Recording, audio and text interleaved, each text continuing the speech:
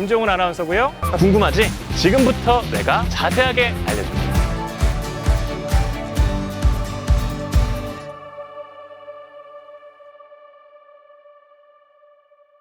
네, 여러분 반갑습니다. 저는 2022 대한민국 인구포럼 바람의 인구를 찾아서 진행을 맡게 된 임종훈 아나운서입니다. 반갑습니다. 여러분들 사실 저희가 앞으로도 박수 칠 일이 상당히 좀 남아 있는데 지금 여러분들 박수 소리가 좀 미흡합니다. 제가 다시 한번 인사 올릴 테니까 한번 큰 박수로 맞아 주셨으면 좋겠습니다. 안녕하십니까, 전남 CBS 임종훈 아나운서입니다. 네, 이거죠. 네, 이겁니다. 이거 기억하셨다가 꼭 다음 순서에서도 이렇게 쳐주시면 감사하겠습니다. 제가 어디 출신인 것 같으세요? 대한민국. 조금 좀 좁혀보시죠. 네. 저는 여러분들께서 지금 발을 딛고 계시는 이곳 전남 광양 출신입니다. 이렇게 맞아주실 줄이야. 네, 감사합니다. 네, 저는 광양에서 태어나서 서울에서 학업을 마치고 지금은 이 직업을 따라서 순천에 몸담고 있는 전형적인 바람의 인구인데요. 요즘 인구 절벽 문제 그리고 지역 소멸 문제 때문에 이 바람의 인구가 각광받고 있다고 합니다. 그래서 오늘 2022 대한민국 인구 포럼 바람의 인구를 찾아서에서는 바람의 인구가 무엇이고 과연 우리 지역에 어떤 효용을 가져올 것인지에 대해서 이야기 나눠보도록 하겠습니다. 특별히 오늘은 세 분의 연사께서 세 가지 주제를 가지고 이야기해 주십니다. 첫 번째는 바람의 인구, 두 번째는 지역의 재구성, 세 번째가 로컬의 재발견인데요. 이해하셨죠? 네, 다시 바람의 인구, 지역의 재구성, 로컬의 재발견, 이렇게 세 가지 주제를 가지고 진행을 합니다. 이 세 가지 주제가 유기적으로 관계를 가지고 있으니까 이 사실 기억하셨다가 강연 들으실 때 새록새록 기억해내시면 더욱더 유익한 시간이 될 것 같습니다. 그리고 지금 여기 계신 분들께서는 모두 이 인구 문제에 관심 많으시죠? 한 4분 정도 관심 있으신 것 같은데 많으신 걸로 제가 알았거든요. 예, 많으신 분들이라서 저희가 특별히 질의응답 시간도 저희가 준비를 했어요. 실시간으로 문자와 카카오톡 통해서 질문하실 수 있거든요. 문자 같은 경우에는 단문 50원, 장문 100원의 정보 이용료가 있는 샵 1021번으로 보내주시면 되고요. 카카오톡은 저희가 오픈 채팅방 만들어 놨습니다. 이 카카오톡 실행하시면 위에 그 돋보기 이모티콘이 있어요. 돋보기 이모티콘에서 전남 인구 포럼 이렇게 검색을 하시면 지금 나오겠죠? 예. 바로 오픈 채팅방 들어오실 수 있습니다. 실시간으로 질문 남겨주시면 저희가 강연 이후에 강연자분들과 이야기 나눠보도록 하겠습니다. 특별히 오늘 강연을 듣기 위해서 많은 분들께서 와주셨는데 저희가 좀 소개해드릴 분이 있어요. 의전 순서와 형식이 평소와 좀 다르더라도 이해해 주시기 바랍니다. 먼저 광양시에서 이번 행사를 위해서 상당히 많은 관심을 가져주시고 지원을 해주셨습니다. 광양시를 대표해서 주순선 부시장님 자리해 주셨습니다. 네, 박수 주시죠.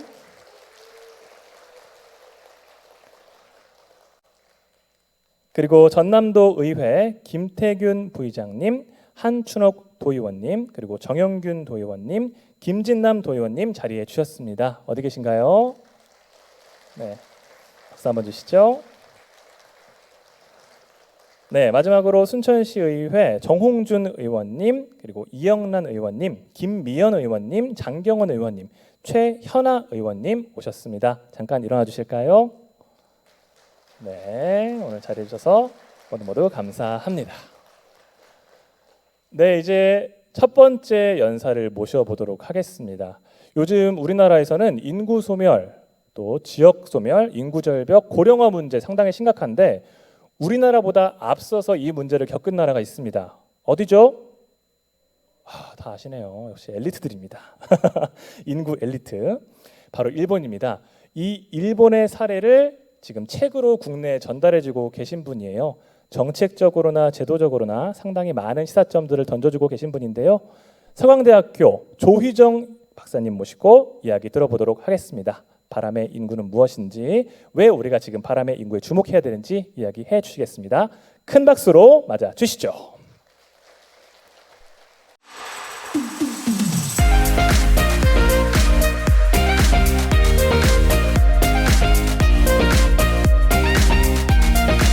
제3의 창업의 실체가 뭐냐, 지역에 대해서 사람들이 가지고 있는 어떤 편협한 오해들, 1인 가구 천만 시대, 어디서 공동체를 만날 수 있을까.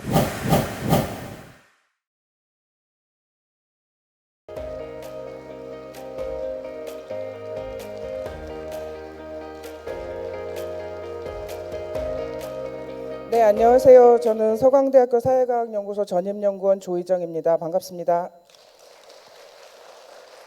이쪽으로 좀 가서 할게요. 그리고 저는 더가능연구소 연구실장도 하고 있는데요. 두 군데 연구소에서 하고 있는 일은 같습니다. 주제는 지역이 어떻게 하면 잘 바뀔까 이런 생각이고요. 지방자치 30년 동안 돈이 많이 투여됐는데 아직 지역 현실이 좋아진 것 같다고 느끼지 않기 때문에, 그리고 새로운 트렌드들이 있는데 이런 트렌드들이 어떻게 지역에 긍정적으로 연착해야 될까, 이런 주제를 중심으로 연구를 하고 있고요.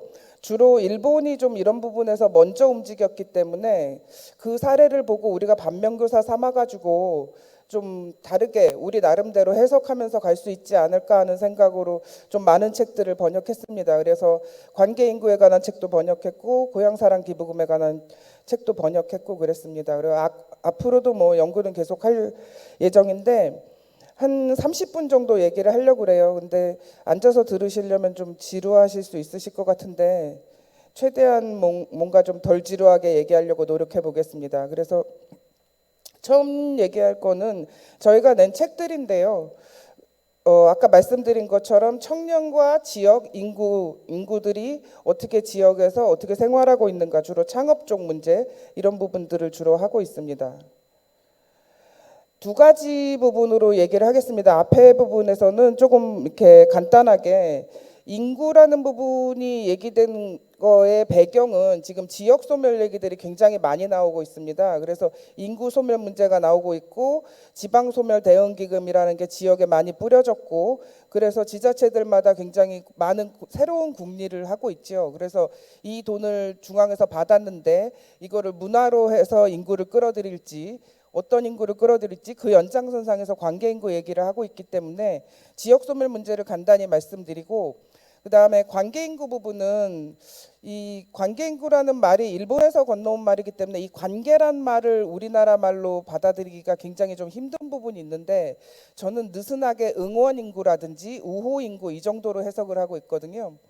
그래서 그럼에도 불구하고 관계, 인구, 여기에서 우리가 포인트로 알아야 되는 한 6가지 핵심 요소. 지금 모든 지자체들이 제가 책 번역하기 훨씬 전부터 관계 인구를 늘리자 이런 얘기를 했는데, 그럼 주민들 입장에서는 우리는 사람이 아닌가? 이런 식으로 받아들일 수도 있고, 주민에 대한 소외감이 심해질 수도 있는 여지도 있는 것 같아요. 그래서 그런 부분들을 감안해서 관계 인구 개념을 얘기를 할 때 무작정 늘릴 것이 아니라, 그리고 돈을 써서 관계 인구를 늘리는 것이 아니라 어떤 부분을 유념해야 되는가, 한 6가지 정도로 정리해서 말씀드리도록 하겠습니다. 지역 소멸 부분에서는 아까 앞부분에 안내에서 나왔던 것처럼 글자가 너무 많아가지고 좀 그렇긴 한데, 내용이 더 궁금하시면 주책직에 요청하시면 자료를 받으실 수 있을 것 같은데요. 그 인구 소멸 데드크로스라는 게 결국 사망자 수가 출생자 수를 넘었다는 거고, 그게 2020년에 발생을 했고 2021년에 우리나라에서 행안부라든지 감사원 이런 쪽에서 인구 통계가 많이 나왔어요. 그래서 앞으로 2030년 이후에는 인구 소멸이 이루어질 거고, 그런 식으로 얘기하다 보니까 사람들이 와, 큰일 났다, 망했나 보다, 이런 생각을 하게 되는 거죠. 근데 이런 식의 상황은 팩트인데 이거를 해석하는 부분에 있어서는 사람마다 굉장히 여러 가지로 다르게 해석할 수 있는 부분이 있는 것 같아요. 근데 지금 진행되고 있는 인구 소멸론 자체가 맞는 건가라는 생각이 드는 거죠. 왜냐하면 자연적으로 인구가 감소할 수밖에 없는 흐름이라면 우리는 여태까지 발전하고 많은 인구가 좋은 거라고 생각했는데, 적정 경제 인구 규모, 지역에서 사람이 아주 많으면 지역 문제가 다 저절로 해소되나? 너무 인구 문제가 해결되는 것만으로 지역 문제가 저절로 해소될 것처럼 그런 식으로 가는 거 아닌가. 그리고 어떤 책에 나와 있는 얘기인데 멀리 가려면 좀 즐거워야 되는데 이게 비관적인 생각을 가지고 인구 소멸 망한다. 우리 지역 없어지네. 이런 생각 가지고 꾸준히 살던 사람들이 어떻게 살 수 있을까? 뭔가 좀 즐거운 일이 있어야 되지 않는가?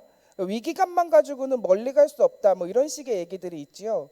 그래서 지역의 다양한 층위에 대한 문제에 대해서 서로 간에 이제 주민들끼리 얘기할 수 있는 기회가 아직도 충분히 이루어지지 않은 채 어떤 그런 지역 문제를 은폐하는 효과라든지 아니면 오로지 사람을 데려와 가지고 마치 모발이식 하는 것처럼 지역에 심어 가지고 인구를 늘리면 모든 게 해결되는 것인지 그런 부분에 대한 어떤 너무 유일대한 논. 왜냐하면 지역의 문제를 해결하는 방법은 되게 다양한 방법이 있을 수 있는데 너무 인구 부분으로 몰려 있는 거 아닌가라는 생각이 들고, 또 하나는 이 문제가 지역에 사시는 분들도 많은 얘기를 합니다. 우리 지역엔 청년이 없어요. 우리 지역엔 사람이 없어요. 이런 얘기를 하지만 지금 전체적인 큰 흐름상으로는 지자체가 일방적으로 공급자 주도론으로 가는 부분들이 있어요. 그래서 실제로 주민들이 지역에서 그 뭐 지역 소멸 대응 기금이나 이런 거 받아가지고 우리한테 어떻게 해줄 건지 이런 부분에 대한 얘기들이 없이 공급자 주도로만 가는 경향이 있고, 그 다음에 우리가 살 때 정책만으로 사는 게 아니라 일상적인 삶은 문화도 필요하고 막 이러한데 그런 다양성에 대한 얘기 없이 자꾸 망한다 망한다 얘기가 하니까 뭐 시쳇말로 쪼는 거죠. 그냥 이렇게 긴장만 되고 비관하게 되고 그런 식으로 해가지고 우리가 안정적으로 아니면 행복하게 지역에서의 삶의 질을 그러니까 누릴 수 있을까 이런 생각이 좀 들고요. 그 다음에 그런 여러 가지 위기 상황 속에서 주민이 잘 안 보인다라는 부분이죠. 그래서 주민의 능동성을 도외시하는 부분, 이런 부분에 대한 고려를 하는 그런 지역 소멸론, 인구 소멸론에 대한 다각적인 고려가 필요할 것 같고, 이 책들은, 이 네 권의 책들은 지금에 나와 있는 인구 소멸론하고 조금 다른 방식으로, 그래서 안정적인 축소 사회라든지 안정적인 작은 규모의 적정 경제의 삶, 이런 것들이 어떻게 가능할까라는 부분. 그래서 인구 소멸에 대해서 이렇게 볼 수도 있고 저렇게 볼 수도 있는데 조금 더 상상력을 자극하는 식의 책들입니다. 본론으로 들어가서 관계 인구에 대해서 말씀드릴 텐데요. 이 말이 일본에서 아까 왔다고 말씀드렸잖아요. 그래서 오늘 주제가 이제 땅의 인구, 바람의 인구, 그 다음에 또 하나를 얘기를 합니다. 일본에서는 물의 인구라는 얘기가 있어요. 그래서 땅과 바람을 이어주는 게 물, 이런 식으로 해서 중간 지원 조직들을 주로 이제 물의 인구라고 하는데, 정주민하고 관계 인구, 바람의 인구를 관계 인구라고 한다면 그들을 중간에서 이어주는 거를 중간 지원 조직이라고 해서 물의 인구라고 그러는데, 땅, 바람, 물 이러니까 이렇게 직자적으로 이렇게 뭔가 이렇게 탁 들어가지고 탁 알기 좀 힘든 부분들이 있잖아요. 그래서 그런 여지가 있다라는 걸 일단 말씀드리고요. 첫 번째는 관계 인구 개념은, 인구라는 개념이 맨 처음에 어떻게 생겼을까요? 뭔가 이제 그 정책 서비스를 하기 위해서나 아니면 세금을 받아들이기 위해서나 이런 식으로 근대 사회에서 인구란 개념이 생겼을 거 아니에요. 그럼 거기에 관계라는 말이 새로 생긴 신조어란 말이죠. 그러면 옛날의 인구 개념은 뭐였을까라는 부분을 보면 이 굉장히 제도적 인구, 연령으로 나누는 인구, 시간으로 나누는 인구, 기준이 다 달라요. 그러면 관계 인구는 심리적 요소로 나누는 인구예요. 내가 너와 어떤 관계가 있다 그럴 때, 내가 당신과 어떤 관계가 있다 그럴 때 그게 경제적 관계일 수도 있고 사회적 관계일 수도 있고 문화적 관계일 수도 있다라는 거죠. 근데 전통적으로 제도적인 인구가 있어요. 우리가 알고 있는 가장 대표적인 제도적 인구 개념은 선거 인구 개념이에요. 선거인구, 그 다음에 세금을 내는 납세인구 개념, 이런 식으로 전통적인 인구 개념이 각각의 어떤 기준에 따라서 한 20개쯤 있어요. 근데 지금은 이동이 많아지고 사람이 꼭 한 지역에 사는 것도 아니고 출장을 가기도 하고 뭐 오도이촌을 하기도 하고 워케이션을 하기도 하면서 이동성이 굉장히 많아졌단 말이죠. 물론 이동성이 도시도 있고 그렇지 않은 도시들도 있지만 사회 전체적으로는 이동성이 좀 높아지는 경향이 있는데, 그런 차원에서 관계인구 개념이 나왔다라는 거. 그래서 관계인구 개념은 만들어진 개념이라는 거. 그 얘기인즉슨 시간이 지나면 이 개념도 변할 수 있다라는 거를 좀 감안을 할 필요가 있고요. 그래서 애초에 존재하는 실제 인구가 있는 거예요. 이 그림에 보면 실제 인구 안에 만들어진 개념이 점선으로 들어가 있는 거죠.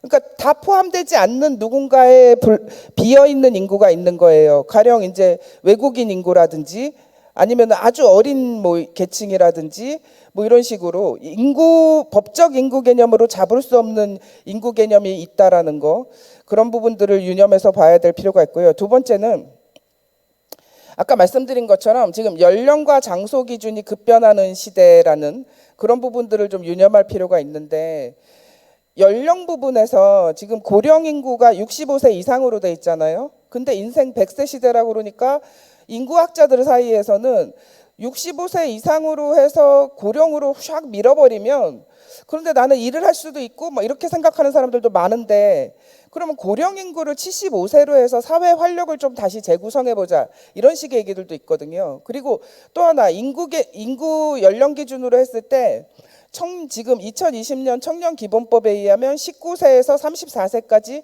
청년으로 돼 있어요. 근데 각 지역 조례에 따라서 우리 지역엔 청년이 없어, 그래서 청년 사업을 받겠다고 국가에서 지원금을 준다 해도 받을 청년이 없습니다, 이래가지고 조례마다 연령 기준이 다 달라요. 그래서 하다 보면은 49세까지 청년으로 돼 있는 경우도 있어요. 그래서 이제 웃지 못할 사태가 벌어지는데, 19세에서 49세로 돼 있으니까 아버지하고 아들하고 같이 청년으로 묶이는. 그래서 제가 50대인데 제가 20대였을 때는 청년은 20대만 청년이었는데, 지금 벌써 그게 이렇게 스펙트럼이 넓어지고 그리고 나이가 좀 올라갔다라는 거죠. 그래서 이런 식으로 연령 기준도 굉장히 달라질 수 있고 장소 기준 자체도 굉장히 달라질 수 있다라는 거죠. 그래서 그 옛날에는 아주 옛날에는 30세 이상을 노령이라고 했다고 그래요. 근데 지금 벌써 75세 이상으로 해야 된다는 논의가 나오고 있고, 10년 후면은 그것도 아닌데 85세로 해야 되는데, 이런 얘기가 나올 수도 있는 거죠. 즉 관계인구 개념이 새로 나온 것처럼 이런 인구 개념이라든지 이런 부분도 시간과 장소에 따라서 달라질 수 있는 상대적인 부분이 있고, 우리나라에서는 시골에서 아니면은 뭐 되게 작은 도시에서 고령 인구 자체의 구성이 있고, 대도시에서 여러 인구들이 섞여 있는 구성이 있고, 지역마다 다양성이 있다라는 부분을 생각을 해야 된다라는 거죠. 그다음에 세 번째는 뭐 약간 6가지가 약간 비슷한 얘기이기도 한데, 관계라든지 인구라든지 하는 개념은 기존에 있던 어떤 제도적인 인구 개념하고 경제적인 개념하고 사회적인 개념하고 심리적인 개념이 굉장히 복합적으로 돼 있다라는 거예요. 특히 지금 뭐 IT 세대, MZ 세대로, MZ 세대들은 특히 G세대들이 M세대들하고 묶이는 거 되게 싫어하는데요. 다르다 이거죠. 근데 세대로 구분하는 것뿐만 아니라 인터넷 이후에 사람들의 인구의 다양성이 굉장히 많아졌다라는 거예요. 특히 문화적으로. 그래 사람들의 취향성이 굉장히 독특해졌고, 이런 식으로 그냥 관계, 그냥 인구, 이게 아니라 그 안에 아주 많은 의미가 복합적으로 돼 있고, 그러다 보니까 이제 관계 인구라는 것에, 그럼 관계 인구가 있긴 있을 텐데, 새롭게 나왔든 어쨌든 그 안에 어떤 관계 인구라는 게 있을 텐데, 그러면 그건 어떻게 다양하지 했을 때 대표적으로 나오는 그림이 이 그림인데요. 한쪽에 있는 쪽은 정주 인구예요. 그리고 한쪽에 있는 거는 관광 인구예요. 그럼 관광과 살고 있는 주민, 정주인구라고 그랬을 때 주민이라고 그러면 주민하고 관광인구, 관광인구는 한번 왔다 가는 사람이잖아요. 그 사이에 굉장히 많은 관계를 맺고 있는 인구층이 있다라는 거죠. 그래서 예전에 농경사회 기준으로 보면 그 지역에서 오래 살고 있는 농사를 지을 수 있는 노동력이 제일 중요했는데, 산업사회로 들어오니까 우리 지역에 와서 뭘 좀 팔아주고 우리 지역의 전통자원을 좀 구경해주는 관광인구가 중요해졌는데, 이제는 그 왔다 가는 사람이 귀촌 귀농을 하기도 하고, 아니면 오도이촌처럼 일본에서는 더블 로컬이라고 그러는데, 자기가 살고 있는 집과 지역의 집이 2개 있는 경우, 와 부자네 뭐 이게 아니라 그런 식으로 유동성이 있는 더블 로컬도 있고, 뭐 이런 식으로 인구층이 굉장히 넓어진 부분이 있습니다. 그래 또 하나 관계인구 개념이 능사라고 생각은 안 드는데, 그럼에도 불구하고 여태까지 농경사회에서 살고 있는 인구, 그래서 오래 살아서 내가 이 땅의 주인이다 그랬을 때 제가 번역한 책에 그런 얘기가 나오는데, 지금 회사들이 정규직, 정사원이 회사를 지킬 수 있다고 생각하는 경향이 강하다. 근데 산업 구조가 변화하면서 비정규직이라든지 아르바이트생이라든지 프리랜서들도 그 회사에서 그 회사 일을 하는 경우도 있다. 그럼 그 사람들은 책임감 없이 왔다 가는 뜨내기일 뿐인가? 이런 식의 논리라는 거죠. 그래서 지역에서 주민만 지역의 주민이다라고 얘기할 수 있는 건가? 나는 왠지 이 지역이 굉장히 좋아서 이렇게 먼데도 불구하고 어떤 사람이 타 지역에서 와서 이 지역에 친구를 만들기도 하고 이 지역에서 자원봉사를 하기도 하고 이 지역이 뭘 한다 그러면 응원해주고 그런 사람들은 지역의 주민이 아닌가 이런 식으로 폐쇄적으로 생각을 해야 되나라는 문제 제기를 관계인구라는 개념이 던져주는 거예요. 즉 오래 사는 것만이 능사가 아니다. 물론 중요하지만 거기에 뭔가 관계를 풍성하게 가지고 싶어하는 사람들이 늘고 있다라는 거를 좀 인정해 주세요. 이런 것들이 제가 관계인구 개념을 처음 들었을 때 이 개념은 기존의 인구에 대한 개념이 20개쯤 있는데 그중에 가장 프레시하다. 신선하다 이런 생각을 좀 받았거든요.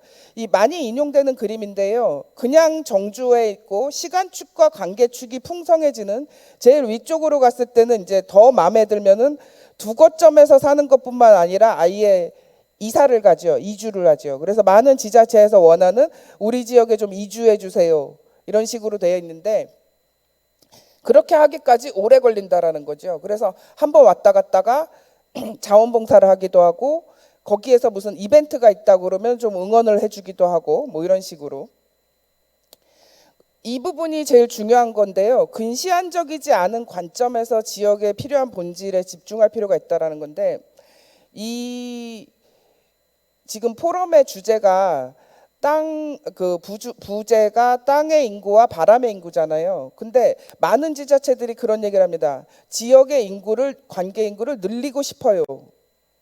근데 그 얘기는 어떻게 들리냐면 관계 인구가 일본에서는 바람의 인구라고 표현이 된다고 그랬잖아요. 그러면 그 얘기는 바람을 잡아서 우리 지역에다 집어넣고 싶어요. 이런 식으로 들려요.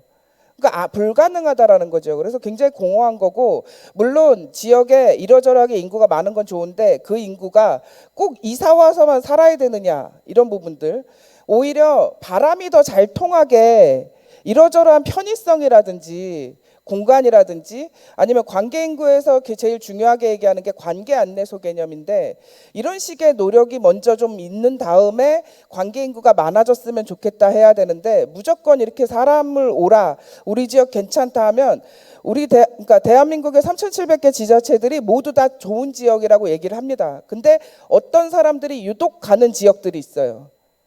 그럼 그 지역에 무슨 매력을 보고 갈까 이런 부분들을 연구를 해야 되고 또 하나는 주민등록상으로 해서 정주인구는 통계가 나와요. 그리고 선거인구도 통계가 나옵니다. 그리고 사업자 등록증을 내면 납세 의무라든지 주민세 통계도 나오죠. 관계인구는 통계가 없습니다. 근데 데이터가 없으면 그걸 바탕으로 해서 좋은 정책이 나올 수 없다라는 거예요. 많은 공무원들이 아마 굉장히 고민하고 계시는 부분인데 관계인구를 뭐라고 정해야 되지? 오늘 얘기를 들어보니 정주인구와 관광인구 사이는 모두 관계인구라며 얼마나 많을까? 톨게이트를 털어봐야 되나? 고속버스 터미널에서 뭐가 얼만큼 누가 어디서 왔는지 다 물어봐야 되나? 개인정보 보호 때문에 어려운데 어떡하지? 그러니까 처음부터 데이터를 그러니까 관계를 우리 지역의 관계 인구는 어떤 인구다라고 한 번 온 인구, 두 번 온 인구 아니면 우리를 응원하는 인구 오프라인이든 온라인이든 우리 지역을 검색하는 인구 뭐 이런 식으로 관계 인구를 정의를 하고 그 지역마다 다를 수 있다라고 생각하는데 그런 걸 정의를 하고 그 데이터를 잡아서 그런 다음에 정책을 만들어서 주민들한테 물어보고 이런 식으로 해서 늘려야지 요즘에 관계인구가 핫한 트렌드니까 늘리자 무조건 해봐야 절대로 아무리 돈을 써도 절대로 늘지 않는다라는 거죠. 이런 일들이 왕왕 벌어지고 있는데 주민들은 외지인들한테 심한 경우는 이제 외지 것이라고 얘기하기도 하고 그러는데 주민들이 외지인들한테 땅의 사람이 바람의 사람한테 얘기하는 거는 노력해서 지역을 좀 도와줘. 우리 지역 힘들어 그래요. 그러면 외지 사람들은 나도 힘들어 이래요.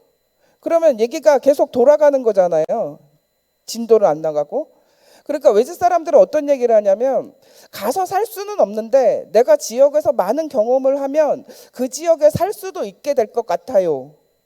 그러니까 결과적으로 목표가 이주가 아니라 결과적으로 살게 될 것 같다. 그러니까 내가 가진 능력을 살려서 일단 지역에서 좀 같이 뭔가 해보자. 그런데 지금 우리나라 지역 현실에서 어떻게 돼 있냐면 외지 사람이 들어오면 내가 먹는 파이를 뺏어가지 않을까. 이런 부분들이 아직 위축되는 부분이 있다라는 거죠. 그래서 이런 개방성 문제를 해결하지 않고 관계 인구를 늘린다는 것이 과연 가능할까라는 부분에서 관계 인구 개념이 어떤 측면에서는 좀 회의적인 부분이 있는 것 같고요. 또 하나는 지자체 입장에서는 외지에서 누가 들어와서 주민이 되면 주민세가 늘어나니까 좋아요. 그리고 어떤 지자체에서는 주민을 이주자가 몇 명 늘었다고 그래가지고 공무원이 승진하기도 해요. 10명도 안 되는 인구가 늘었다. 왜? 너무 안 느니까. 그리고 계속 고령자들이 계속 사망하고 그렇기 때문에 인구가 줄어들고 그러니까 인구가 늘어나는 게 굉장히 중요한 일종의 승진국 같은 일을 열심히 했다. 뭐 이런 식으로 되는데 주민세가 늘어나야 하니까 땅의 사람이 돼주세요. 굉장히 부담스러운 얘기죠. 근데 외지인들은 그런 얘기를 합니다. 바람이 뭐예요? 흘러가는 거잖아요. 그러니까 바람을 바람인 채로 좀 일단 인정해 주시고 그런 다음에 바람을 위한 프로그램이라든지 콘텐츠가 있어야 그 지역에 더 가지 않겠어요? 뭐 이런 식의 얘기를 한다는 거죠. 그러니까 이 한 장의 화면만으로 논쟁의 여지가 굉장히 많습니다. 지역마다 생각하는 것도 굉장히 다르고 제가 연구 과정에서 인터뷰를 많이 하는데 돌아다녀 보면은 어떤 지역은 외지인이 이주자가 80%인 지역도 있어요. 그러면 개방성이 굉장히 높습니다. 근데 그렇지 않은 경우에는 개방성이 낮은데 그렇다고 해서 멀쩡히 사람들이 잘 살고 있는데 개방성을 높여라 그래야 뭐 관계 인구가 하고 뭐 바람이 뭐 불어갖고 태풍이 되든지 이렇게 되면은 일방적으로 그러면 주민들은 필요 없다고 이렇게 하게 되는 거죠. 그러니까 우리가 살고 있는 터전을 중심으로 해서 지역이라는 건 대한민국 어디나 다 지역이니까 살고 있는 곳을 터전으로 해서 우리 지역은 어떻게 살아야지 좋은가. 관계 인구를 늘린다거나 인구를 무작정 늘린다고 능사가 아니라 어떻게 해서 살아야지 좋은가라는 거를 먼저 구체적으로 얘기해보는 그런 부분. 돈이 많으면 좋은가?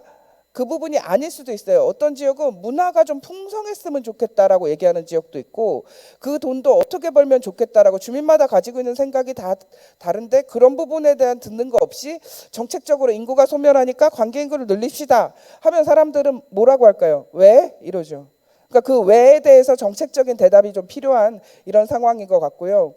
그 흔히 관계 인구를 응원 인구, 우호 인구라고 그랬을 때 그거를 가장 쉽게 비유할 수 있는 게 팬클럽인 것 같아요. 스포츠 팬클럽이나 아니면은 아이돌 팬클럽.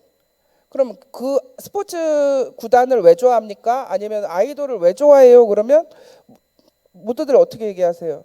이게 좋고 이게 좋고 이게 좋고 이렇게 하세요? 그냥 이러죠.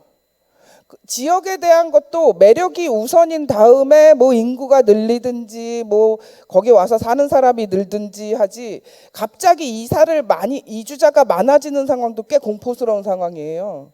준비가 안 됐는데 그리고 내가 여태까지 이 지역에서 살던 방식이 있는데 이주자가 갑자기 늘어난다? 그래가지고 막 굉장히 이질적으로 이 지역에 살면서 이 지역이 가지고 있던 문화를 흐리게 한다?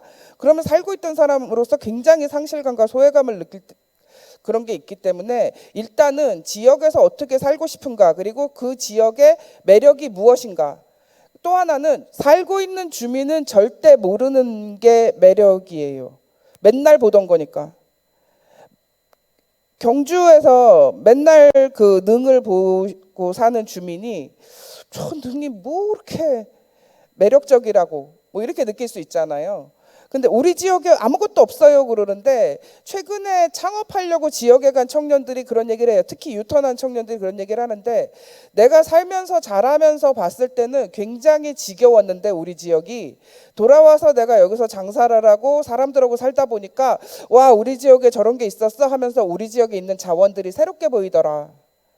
그런 부분들이 조금 널리 알려지면 그게 지역의 매력이 되는 거 아닌가 이렇게 볼 수 있을 것 같습니다. 그리고 참고적으로 일본에서 어떻게 하고 있나 뭐 이런 건데 이거는 뭐 국가에서 하고 있는 포털이고 관계인구 유형이라는 거는 여러 가지가 있어요. 뭐 구매하는 거거나 아니면은 지역에 우리나라에도 있었는데 뭐 밭을 도시 주민이 뭐 공동 소유하는 제도라든지 아니면은 뭐 지역 만드는 활동, 도시재생 활동 이런 부분들을 같이 한다라든지 아니면 교육을 한다라든지 뭐 응원하든지 구매하든지 이런 부분들이 있는데 그래서 지역마다 연구를 해보니까 방식이 되게 많이 달라요. 이 지역은 폐선이 있던 지역이었는데 기차 매니아들이 오가다가 주민들이 보니까 맨날 기차 매니아들이 기차 폐선된 지역에서 뭐 기찻길만 구경하고 사진 찍고 인스타에 올리고 니네 일로 와가지고 우리 농번기니까 벼 베는데 같이 하자. 그래가지고 그 커뮤니티하고 연결해가지고 하다 보니까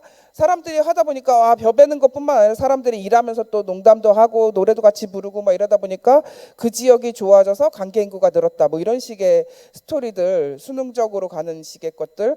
그다음에 가메야마 지역 뭐 우리나라에 많이 얘기하는 건데 뭐 아티스트 인 레지던스 그래가지고 유명한 예술가가 지역에 왔다 이게 아니라 주민들이 우리 지역에 도움이 되는 예술가를 불러가지고 장르에 관계없이 정통 예술만 하는 것이 아니라 뭐 웹툰을 하든지 뭐 하든지 그런 식으로 해서 같이 주민들하고 창작 활동을 하다 보니 그 지역이 좋아져서 그 예술가가 눌러 앉아가지고 아이도 낳고 지역에서 수제 맥주집을 차렸더라 뭐 이런 식인 건데 그런 스토리는 너무 많은데 중요한 거는 그거예요.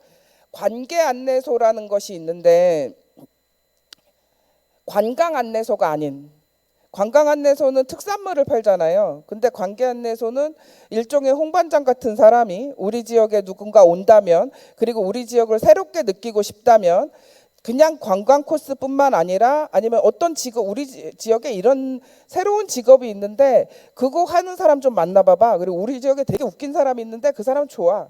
이런 식으로 사람을 소개해주고 그 물질적인 상품 이외의 것들을 소개해주면서 그 지역에 스며들고 젖어들게 하는 그런 식의 것들이 관계 안내소인데 그 땅의 사람과 바람의 사람이 있다면 그 가운데를 물의 사람이 연결해 준다 그러면 그 중간 지원 조직이 바로 관계 안내소일 수 있다라는 거죠. 그래서 연결해 주는 그런 역할이 있고 그래야지 뭐 누가 들어오든지 그 지역에 관심을 갖든지 그렇게 할 수 있지 않을까 이렇게 생각할 수 있을 것 같습니다. 정신없이 얘기를 했는데요. 이상으로 얘기를 마치고 이따가 질문 시간에 다시 좀 얘기해 보도록 하겠습니다. 감사합니다.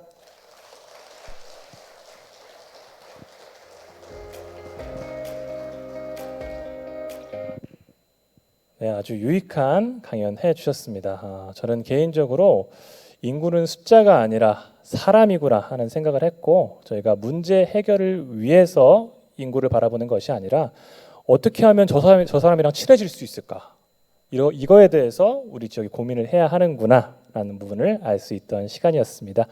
유익한 강연 해주신 우리 조희정 박사님께 다시 한번 큰 박수 부탁드립니다. 제가 앞서 한 분 미처 소개를 못 드렸는데 우리 지역 인구를 위해서 힘쓰시는 분이 또 계십니다. 우리 임형석 전남도 의원님도 오셨거든요. 잠깐 자리해 주실까요? 네, 인사 한번 해주십시오. 네, 감사합니다. 여러분 이제 이야기 들으시면서 아마 질문거리들이 좀 생각나셨을 거예요. 제가 앞서 말씀드린 것처럼 문자와 카카오톡 이용해서 질문하실 수 있습니다. 문자는 샵 1021번 그리고 카카오톡은 오픈 채팅방 전남 인구 포럼방으로 들어오셔서 질문하시면 될 것 같습니다. 여러분들 저만 그런가요? 지금 비가 와서 그런지 몸이 조금 찌뿌둥하다, 약간 찌뿌드드한데 잠깐 이렇게 목도 좀 돌려주시고요, 예, 어깨도 돌려주시고요.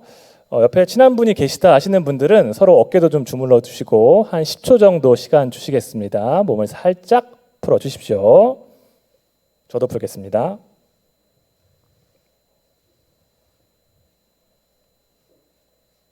네, 좀 몸이 좀 풀리셨죠? 네, 조금 덜 풀리셨네요. 예, 그럼 이제 두 번째 연사 한번 모셔볼게요. 이분은 스스로를 경계인 이렇게 칭하시는 분입니다. 말 그대로 서울부터 제주까지 지역의 경계를 넘나들면서 다음 카카오의 개발자로도 근무를 하셨고 또 제주도의 창조경제혁신센터의 센터장으로도 역임하신 분입니다. 그리고 지금은 이 로컬 생태계 구성을 위해서 매진하고 계신 분인데요. 특별히 오늘은 이 전남 지역, 이 중공업 도시 광양을 어떻게 하면 바람의 인구가 찾아올 수 있는 곳으로 만들 수 있을까? 과연 광양의 매력은 뭘까? 고민을 많이 했다고 하시거든요. 오늘 이 고민들 함께 나눠 주실 겁니다. 커뮤니티엑스 전정환 대표 무대로 모셔보죠.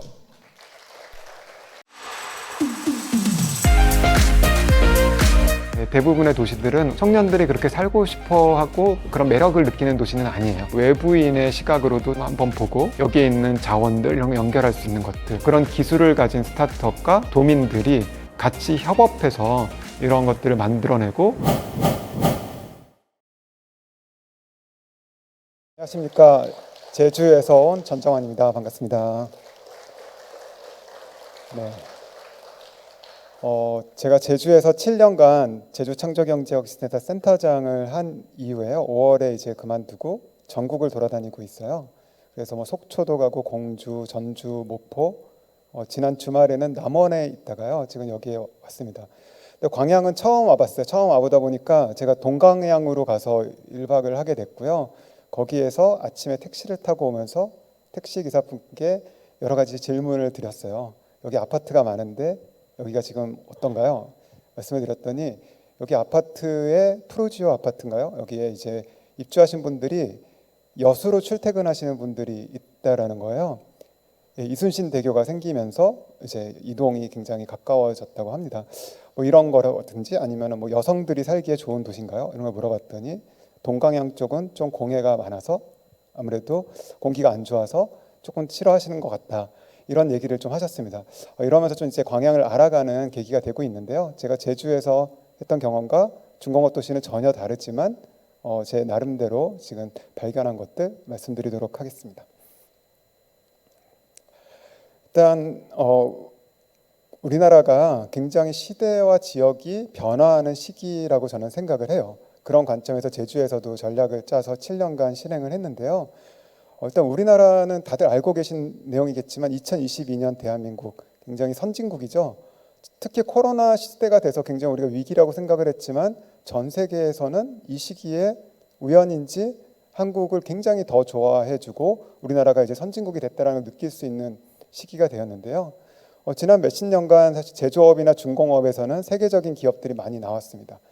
근데 최근에는 BTS, 블랙핑크, 그리고 기생충, 오징어 게임 이런 것처럼 K-팝이라든지 드라마, 영화에서 우리나라가 완전히 석권을 하고 있어요. 외국인들이 정말 우리나라 컨텐츠에 대해서 너무너무 좋아하고 한국에서 뭐 새로운 거 안 나오나 이렇게 기대를 하고 있고요. IT 기업들도 예전에는 카카오, 네이버가 좀 국내용이라는 얘기를 많이 들었었는데요. 최근 몇 년 사이에 전 세계 웹툰, 웹소설 플랫폼들 1등을 다 카카오와 네이버가 하고 있습니다.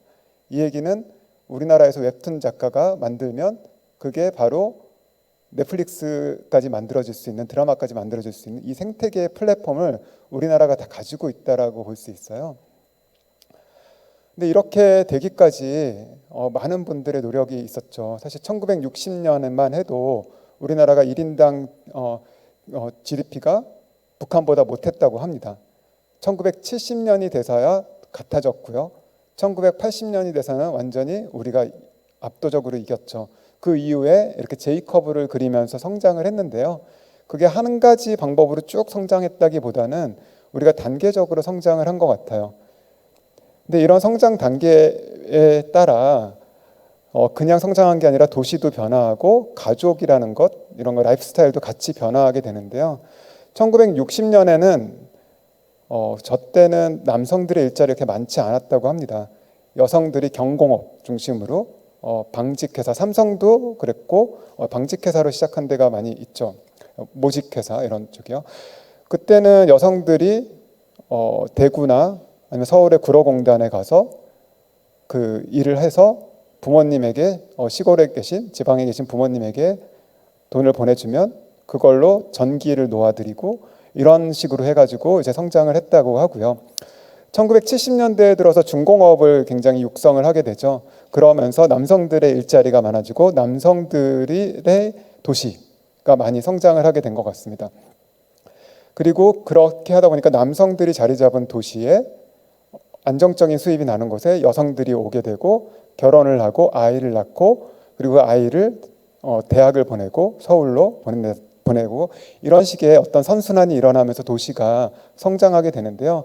그렇게 70년대, 80년대까지 또 90년대 초반까지 계속 그런 성장으로 오다가 97년에 IMF를 겪죠. 근데 IMF가 위기였지만 그 이후에 다시 또 세계화의 흐름을 타고 우리나라가 성장을 하게 되죠. 근데 중공업 도시는 여기 뭐 제조업 도시와 중공업 도시 같이 있기는 합니다만 다 보면은 서울 경기가 아니죠. 서울 경기 인천 없습니다. 이렇게 지역 균형 발전의 측면에서 보면은 굉장히 효과적이었던 것이죠.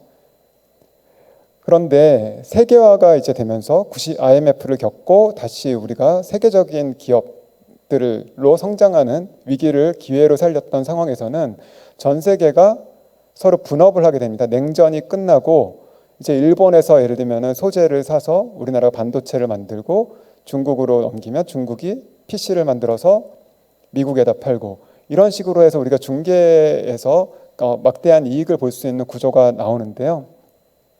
근데 문제는 이런 세계화는 전 세계의 분업이다 보니까 효율성을 굉장히 강조하고 그 국가 내에서는 불평등이 더 강화되는 경향이 있다고 합니다. 사실 실제로 서울 경기 중심으로 더 집중이 되었어요. 이 시기에 지방의 발전은 상대적으로 더디었던 것 같습니다. 그래서 우리나라가 이렇게 단계적으로 사실은 굉장히 세계의 흐름을 잘 타고 우리가 노력을 해서 여러 세대들이 노력을 해서 여기까지 왔음에도 불구하고 이제 우리가 풀어야 되는 문제는 조금 복잡하고 다른 문제고 예전의 방식으로는 해결할 수 없는 문제를 우리가 직면하고 있는 것이죠. 저는 그거를 성공의 저주라고 말씀을 드리고 싶은데요. 승자의 저주일 수도 있고요. 예전에 성공 방정식으로 열심히 2배, 3배, 4배 노력을 하면은 잘 될 거라고 믿음을 가지시는 게 어떻게 보면 기성세대의 생각일 수도 있을 것 같아요. 우리 밑에 세대들도 그렇게 하면 좋겠어 라고 하지만 사실 그렇게 한다고 해서 지금의 문제가 해결되지는 않는다는 거죠. 지금 우리가 닥친 문제는 수도권의 과밀, 인구 감소, 지방 쇠퇴, 그리고 세대 간의 갈등, 이런 또 남녀 간의 갈등까지 최근에는 이런 여러 가지 문제들을 지금 경험하고 있죠. 사실은 우리나라가 경제적으로 선진국이 됐기 때문에 여러 가지 이제 자기 표현을 한다든지 라이프 스타일을 누리고 싶다든지 이런 가치가 나오기 때문에 또 발생하는 문제이기도 합니다. 그래서 이것이 무조건 나쁘다기보다는 문제 자체가 달라졌다 이렇게 생각하시면 될 것 같고요. 이거는 제 책인 2019년에 제가 쓴 밀레니얼의 반격이라는 책에 제가 표로 그려본 곳인데요. 세대별로 경험치가 굉장히 다르잖아요. 사실 우리나라가 압축 성장을 했기 때문에 성공적으로 해왔기 때문에 일어난 일이죠. 예를 들면 1942년생을 기준으로 봤는데요. 20세 정도 됐을 때 4.19를 겪고 5.16을 겪죠. 어떻게 보면 산업화냐 민주화냐 이런 식의 다툼일 수 있지만 크게 봐서는 근대화를 이루는 게 굉장히 소명이었던 분들이죠. 그리고 그 다음 세대 60년대 초반 세대들은 1980년에 광주 민주화 운동을 경험하고 그때가 굉장히 자신에게 중요한 어떤 그 가치관을 형성을 하게 됩니다. 그 다음 세대 X세대라고 하는 분들은 90년대가 돼서 우리나라 좀 살만한 상황이 됐고 여러 가지 문화산업 이런 것들을 발달하기 시작한 때고요. 그 이후 세대로 가면은 우리나라가 세계적으로 뭐 월드컵도 하고 이렇게 성장을 해나가는데 본인은 성장 기회가 생각보다 적은 거예요. 윗세대에 비해서.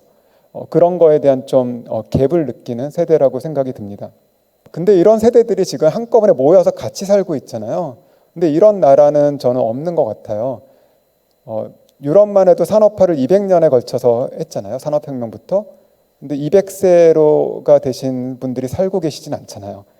근데 우리나라 압축 성장을 하고 또 평균 수명도 늘어나고 그러다 보니까 다양한 경험을 했고 다양한 가치관을 가지신 분들이 함께 살고 있다 보니까 세대 간의 갈등도 더 크게 느껴지는 것 같습니다. 이것도 그래서 무조건 나쁘게만 생각할 문제는 아닌 것 같아요. 우리가 성공을 했기 때문에 발생하는 문제라고 볼 수 있고요. 그리고 작년 말에 경향신문의 절반의 한국이라는 이렇게 시리즈가 10회로 연재된 기사가 있는데 굉장히 좋습니다. 한번 읽어보시면 좋을 것 같은데요.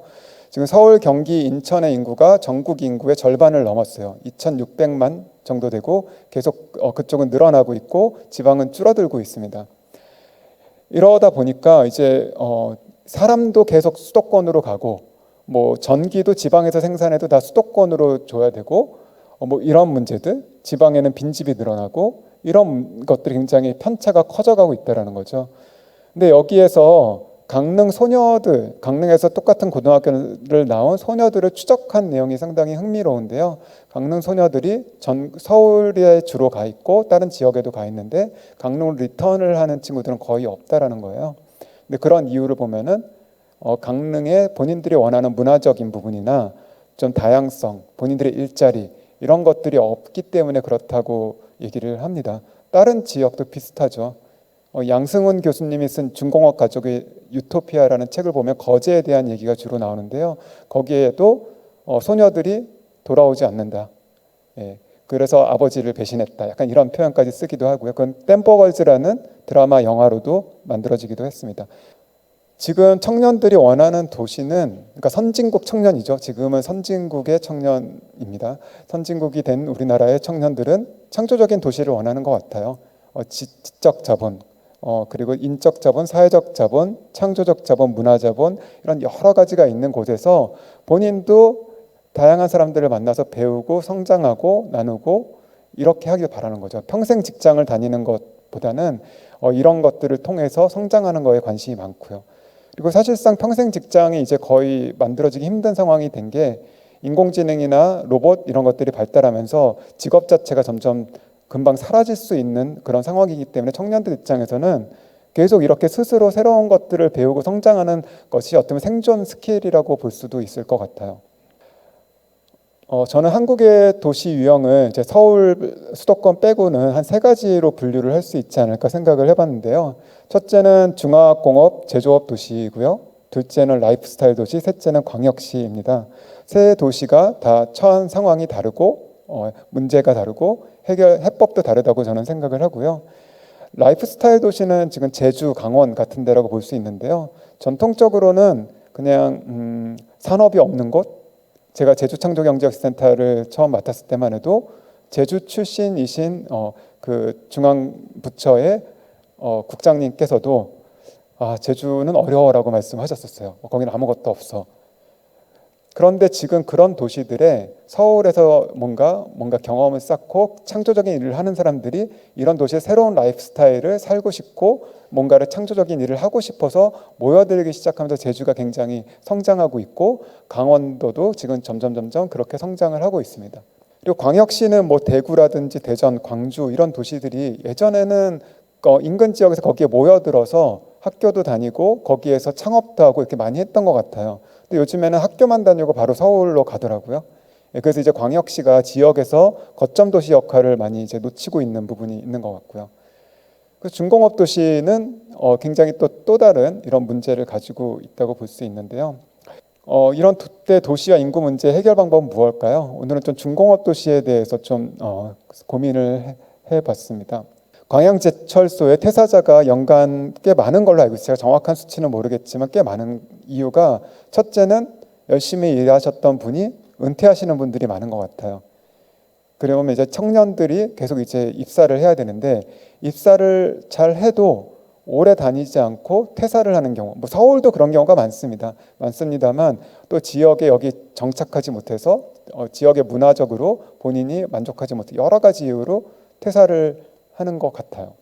과연 중공업 도시도 MZ세대에게 매력적인 도시가 될 수 있을까요? 아까 제가 70년대, 80년대 중공업 도시가 선순환이 된다고 말씀드렸을 때는 남성들의 일자리부터 시작을 했죠. 근데 90년대 후반이 되면서부터 여성도 사회적 진출을 하고 여성들도 일을 하는 게 자연스러워졌습니다. 그렇다면은 여기에 지금 광양시에 여성의 일자리, 여성들이 원하는 일자리가 충분하지 않다면 여성들은 오지 않겠죠. 그러면 남성들은 여기에 오면은 연애도 못하고 결혼도 못할 가능성이 있는 겁니다. 이런 문제가 지금 중공업 도시의 일의 속성상 아무래도 남성들의 일자리가 많을 수밖에 없잖아요. 이런 부분에서 우리가 생각해야 될 거는 지금 시대에 여성들이 살고 일하고 할 수 있는 도시가 될 수 있느냐도 되게 중요한 문제인 것 같고요. 그리고 청년 세대들이 생각하는 가치관, 다양성, 그리고 커뮤니티 이런 것들이 있는 도시인가, 그렇게 될 수 있는가, 이런 것들이 중요한 것 같습니다. 근데 사실 중공업 도시에게는 이건 굉장히 어려운 과제예요. 미국도 이런 거를 해내지 못했다고 저는 생각이 듭니다.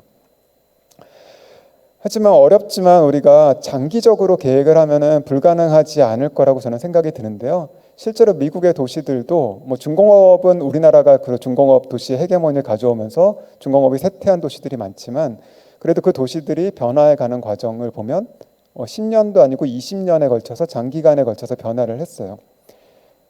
그리고 그런 것들은 기존에 있는 분들, 기존의 커뮤니티 안에 같은 일을 하는 사람들이 열심히 해서 바뀐 게 아니라 그전에 했던 커뮤니티와 다른 이질적인 커뮤니티가 서로 만나서 서로 융합되고 시너지를 창출하면서 변화를 했다고 볼 수가 있는데요. 미국의 도시들의 예를 좀 들어보도록 하겠습니다. 1980년대 우리나라가 한참 중공업을 잘 할 때 미국의 도시들은 점점 도시가 셧다운을 하는 그런 상황에 처해 있었고요. 시애틀, 포틀랜드, 디트로이트, 피츠버그 다 쇠퇴를 했습니다. 그런데 그 중에서 시애틀, 포틀랜드는 굉장히 잘 됐고요. 디트로이트는 완전히 이제 또 바닥이 됐고, 그리고 피츠버그는 거의 바닥으로 가다가 좀 회생을 잘 하고 있는 걸로 알고 있습니다.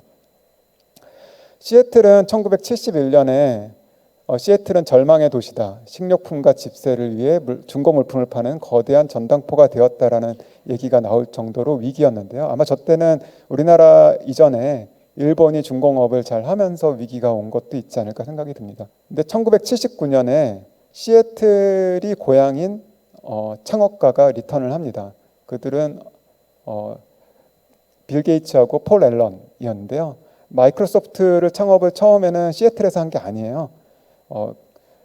이분들이 아마 하버드를 나왔나 그렇죠. 하버드를 나왔다가 중퇴했나요? 그래서 거기서 미국의 중부 도시에서 창업을 해서 직원이 한 10명 정도 됐을 때 서부에 있는 시애틀로 옵니다. 그냥 허허벌판에 아무것도 없는데 그냥 왔던 것 같아요.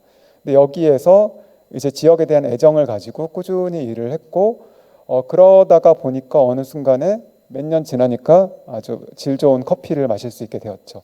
하워드 슐츠가 스타벅스를 여기서 만들었고 정말 IT 하시는 분들이 커피를 이렇게 에스프레소 기반의 카페 라떼를 마시는 이런 식의 문화가 여기에서 이제 본격적으로 시작이 되고요. 1990년에 너바나라는 인디 밴드가 여기에서 이제 또 앨범을 내고요.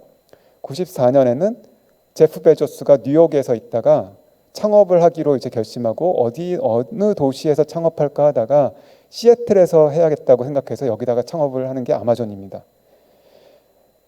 이 79년의 상황으로 보면은 제프 베조스가 굳이 시애틀에 가서 창업을 했지 않았겠죠. 근데 이런 일들이 일어나고 장기간에 걸쳐서 변화가 됐고 99년에는 에이스 호텔이라는 라이프스타일 호텔이 여기 첫 창업을 하고 미국 전역으로 확대되게 됩니다.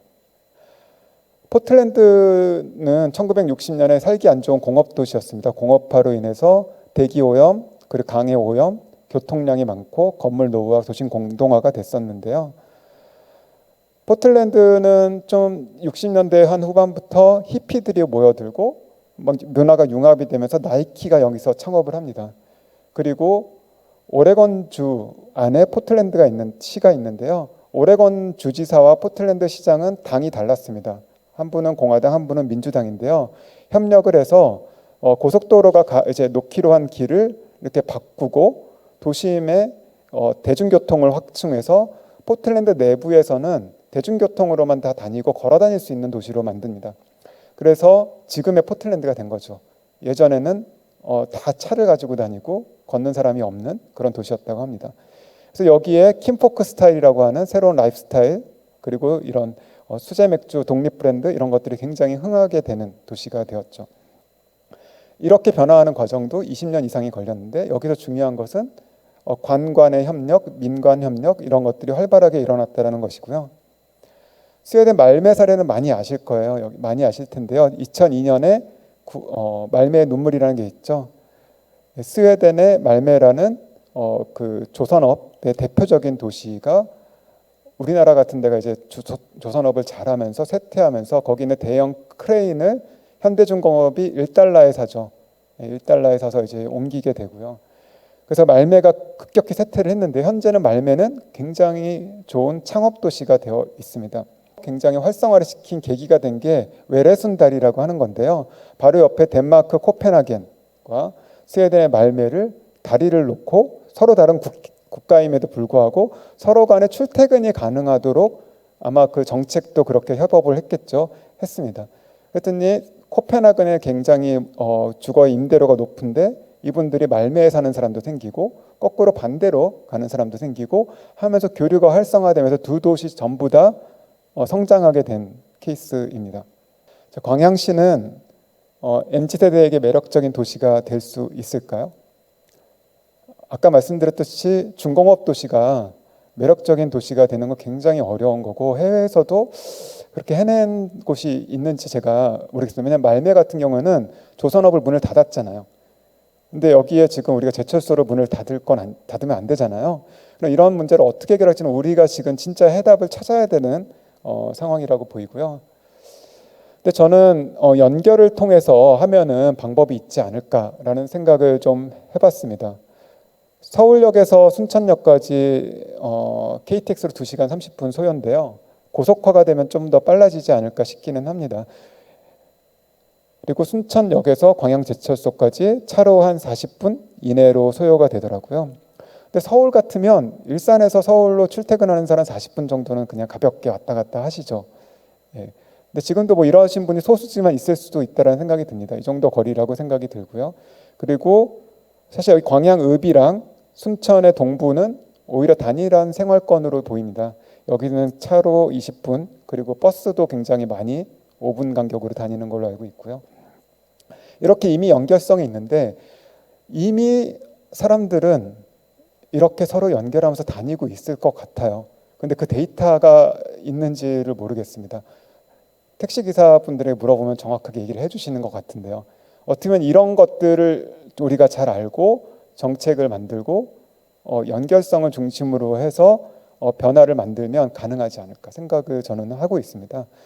광양시가 만들어졌을 때 순천이 좀 상대적으로 그때 침체되었었다고 하더라고요. 그런데 지금 다시 광양이 여기에서 좀 창조적인 도시로 변화할 때 순천이랑 같이 성장할 수 있지 않을까? 저는 이런 생각을 해봅니다. 순천은 사실 로컬 크리에이터들 입장에서는 광양보다는 더 매력적인 도시예요. 이미 뭐 독립서점이나 수제맥주 이런 걸 하는 친구들은 순천에 좀 자리를 잡아가고 있고요. 근데 광양이 중공업을 계속한다면 로컬 크리에이터를 처음부터 자리 잡게 하기는 힘들어요. 그렇지만 이렇게 연결성을 중심으로는 가능하지 않을까 생각을 해봅니다. 자, 도시 간의 연결성을 어떻게 가질 것인가 이제 생각을 해봐야 될 것 같은데요. 남해는 심지어 경남이잖아요. 도가 다릅니다. 근데 국가 간에도 협력을 했는데 도 간에도 못할 이유는 없잖아요. 저는 그렇게 생각이 들고요. 우리가 이런 것을 상상을 해봐야 된다고 생각을 합니다. 순천에서 수제맥주집을 하는 여성과 광양 제철소에서 일하는 남성이 서로 결혼해서 잘 살면 안 되나? 그런 분들이 집이 처음에는 뭐 순천에 있을 수도 있죠. 순천에 있고 거기에서 남성이 좀 멀지만 출퇴근을 할 수도 있는 거고요. 그러다가 어느 순간 아이를 낳고 키울 때 아이를 낳고 키우기 좋은 도시 광양으로 또 오게 될 수도 있죠. 그렇게 우리가 좀 그리고 또 학교를 보낼 때는 순천 고등학교를 보낼 수도 있죠. 이미 저는 여기 있는 분들은 그렇게 경계를 넘어서 살고 있다라고 생각을 해요.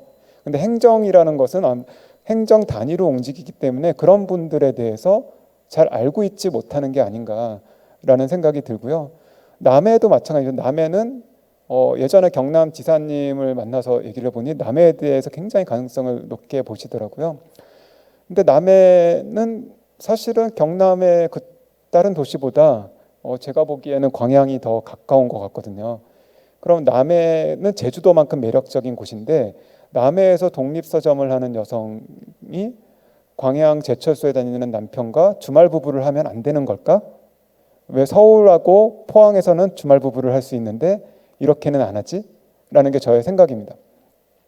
그래서 이런 관점에서 이미 그렇게 살고 있는 분이 소수지만 있을 수도 있지만 이런 분들의 라이프 스타일, 경계를 넘어서 사는 것, 이런 것들을 우리가 하면은 도시들이, 지방 도시들이 같이 중공업을 포기하지 않고도 우리가 성장할 수 있지 않을까, 이런 생각을 저는 해봤고요. 근데 이렇게 하려면 변화 관리가 필요합니다.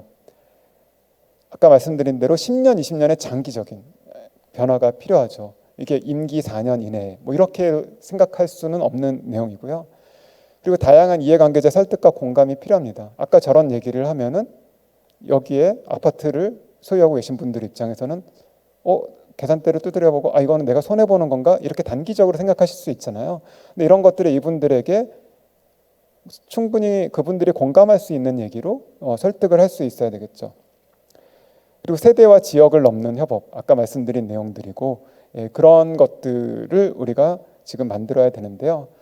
여기서 중요한 부분은 공공의 역할의 변화입니다. 과거에 7, 80년대에는 우리가 예산을 편성해서 투입을 해서 관리를 해서 결과를 냈다면, 이제는 이렇게 변화를 하기 위해서 어떻게 장기적으로 가야 되며 협업을 해서 시너지를 창출해야 되는지, 그리고 그들을 어떻게 퍼실리테이션을 한다고 그러잖아요. 그래서 그렇게 할지가 변화 관리자 역할이 공공의 역할이 된다고 볼 수 있습니다. 저는 그 경계에서 혁신이 일어난다고 생각을 해요. 여기서 중심이 아니라 주변이라고 보이지만, 이런 분들 예를 들면 광양과 순천의 경계에서 사는 사람, 자기는 광양 사람인지 순천 사람인지 모르겠다. 공무원인데 되게 민간 마인드를 가질 수도 있고, 민간인데 공공의 마인드를 가질 수도 있고, 이런 분들이 새로운 커뮤니티를 만들어서 변화를 확산해 갈 때 기존의 커뮤니티 안에서 풀 수 없었던 문제들을 풀 수 있을 거라고 저는 생각을 합니다.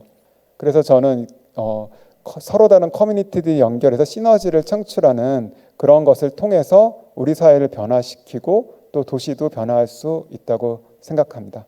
네, 이상입니다. 네, 감사합니다.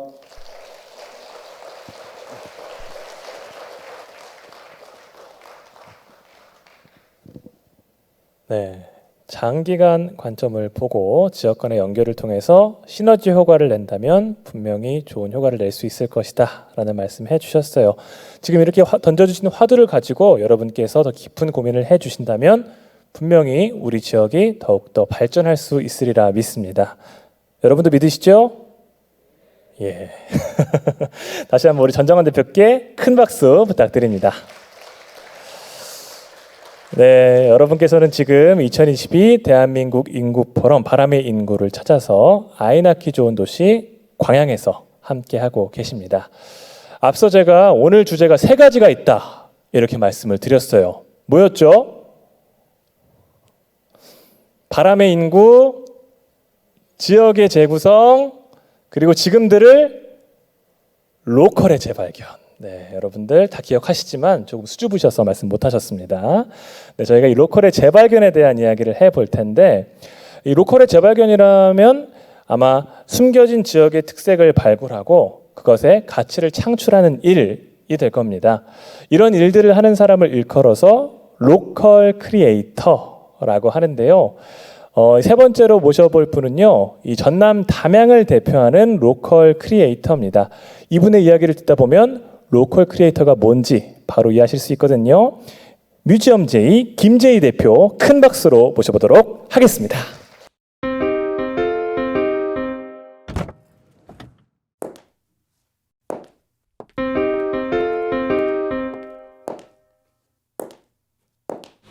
그런 느낌들을 어떻게 하면 고두의 캐머스처럼 그릴 수 있을까라는 생각을 진짜 많이 했던 것 같아요. 가장 비슷한 느낌의 컬러, 또 한국적인 느낌을 담게 하고 싶으니까 구김이 있는 가죽을 찾게 되고 한지 같은 느낌.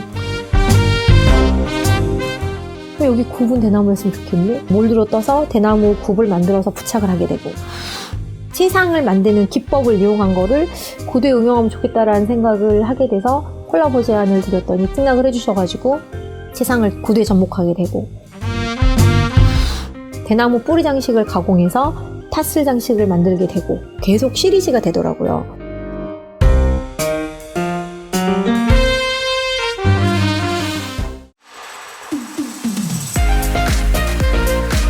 죽제품 유명한 곳. 이게 로컬에서 가지고 있는 특징을 잘 살리면 너무 좋겠다. 한국적인 느낌을 담게 하고 싶으니까 전통만 너무 고수하면 사장돼 버리는 거죠. 바꾼다기보다는 더한다라는 개념이 저는 맞는 것 같아요.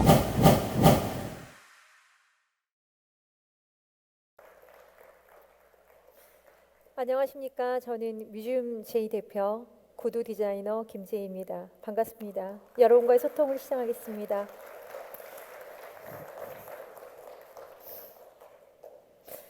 제 프로필 사진인데요. 너무 사진이 멋지게 나와서 혹시나 못 알아보실까봐 오늘 풀착장하고 왔는데 비슷한가요? 옆에 있는 이력은 이 앞전에 발표하신 이 두 분의 강연자님이 너무 유명한 분이셔서 저도 좀 따라서 정리를 좀 해볼까 했더니 뭔가 열심히 하긴 했더라고요. 이 경력들은 나중에 혹시 궁금하시거나 궁금하신 것 좀 자세히 나중에 한번 들여다봐 주세요. 저는 원래 구두 디자이너가 꿈이 아니었어요. 저는 지금도 있는지는 모르겠는데 학교에서 공부를 좀 열심히 하면 저희가 2급 종교사 자격증을 주는 교직이라는 게 있었거든요. 그 교직 이수를 해서 나 열심히 공부해서 학교 선생님이 돼야겠다라고 생각을 해서 서울로 상경을 합니다. 그래서 임용고시를 준비를 하려고 어느 광고회사에 아르바이트를 하게 돼요. 근데 그 광고회사는 여러분도 아실지 모르겠지만 에스티로더라는 화장품의 계열사 화장품이 이 대한민국에 얼마만큼 노출되어 있는가를 분석하는 그 아르바이트였어요. 그래서 한국에서 나오는 모든 잡지, 보그, 엘르, 바자 이렇게 유명한 잡지들을 전부 다 보게 돼요. 거기서 이제 수량을 체킹을 해야 되는 아르바이트였기 때문에 그걸 하다 보니까 역시 제밥에 더 관심이 많다고 제가 좋아하는 것들을 계속해서 공통적으로 보게 되는 거예요. 스크랩하게 되고. 그때도 저는 구두를 너무 좋아해서 제 차 트렁크에는 구두가 7켤레씩 있었어요. 그래서 기분에 맞게 또는 기분이 우울하면 구두를 좀 바꿔 신는 습관이 있었는데요. 그 구두를 막 보고 나니까 이게 너무 이 구두 이 뭐지? 너무 구두 디자이너가 되고 싶다라는 생각을 하게 됐어요. 그중 유독 제 눈을 끄는 브랜드가 하나가 있었는데 그때는 구두 디자이너 브랜드라는 직업이 막 생길 때 이제 1차로 구두 디자이너 브랜드가 형성될 시기였어요. 그래서 가장 마음에 드는 구두 디자이너 브랜드 하나를 딱 잡아가지고 내가 이곳에 입사를 하고 말겠다라는 일념으로 임용고시를 다 접었어요.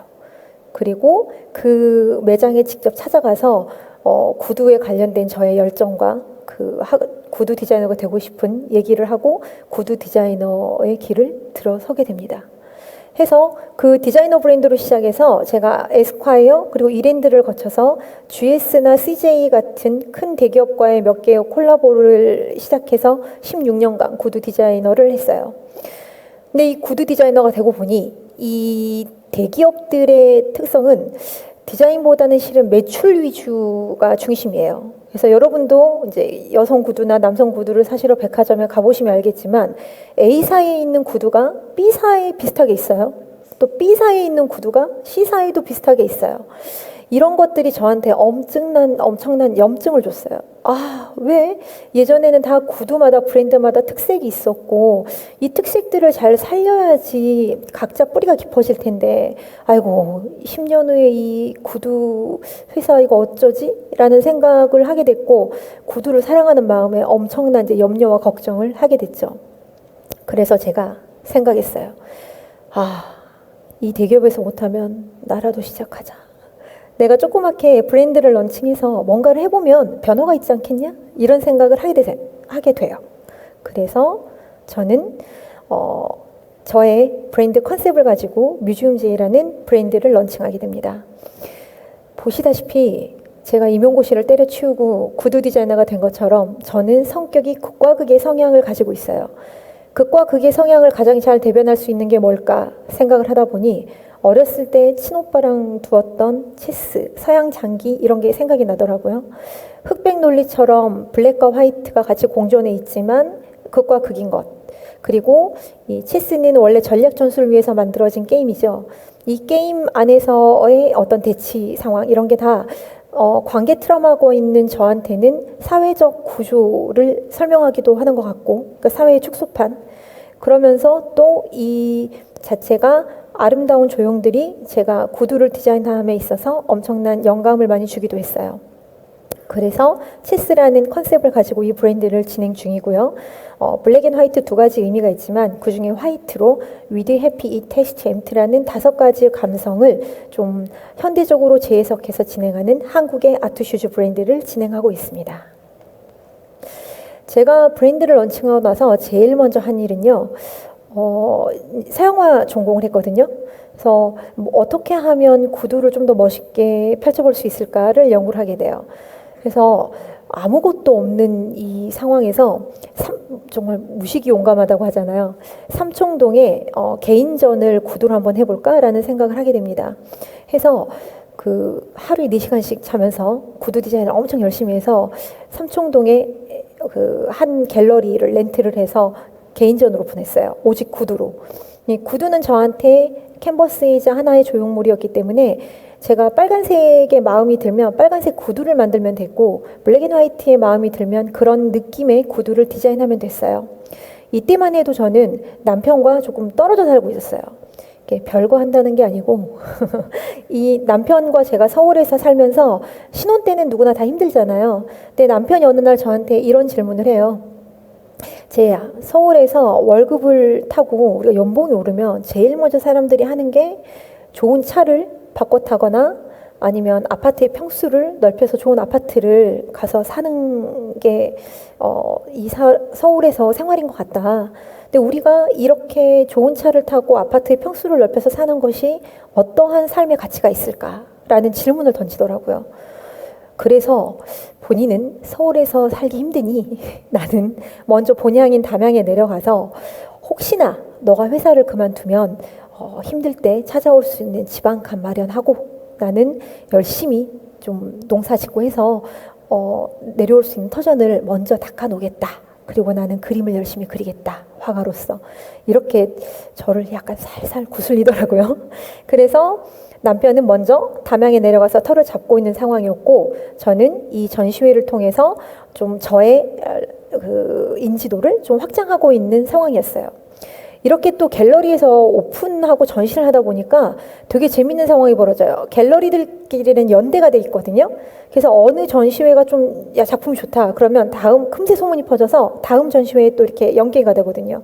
근데 마침 또 담양에 남편이 내려가 있고 하니까 담양에 좋은 또 갤러리에서 초대전이 들어와요.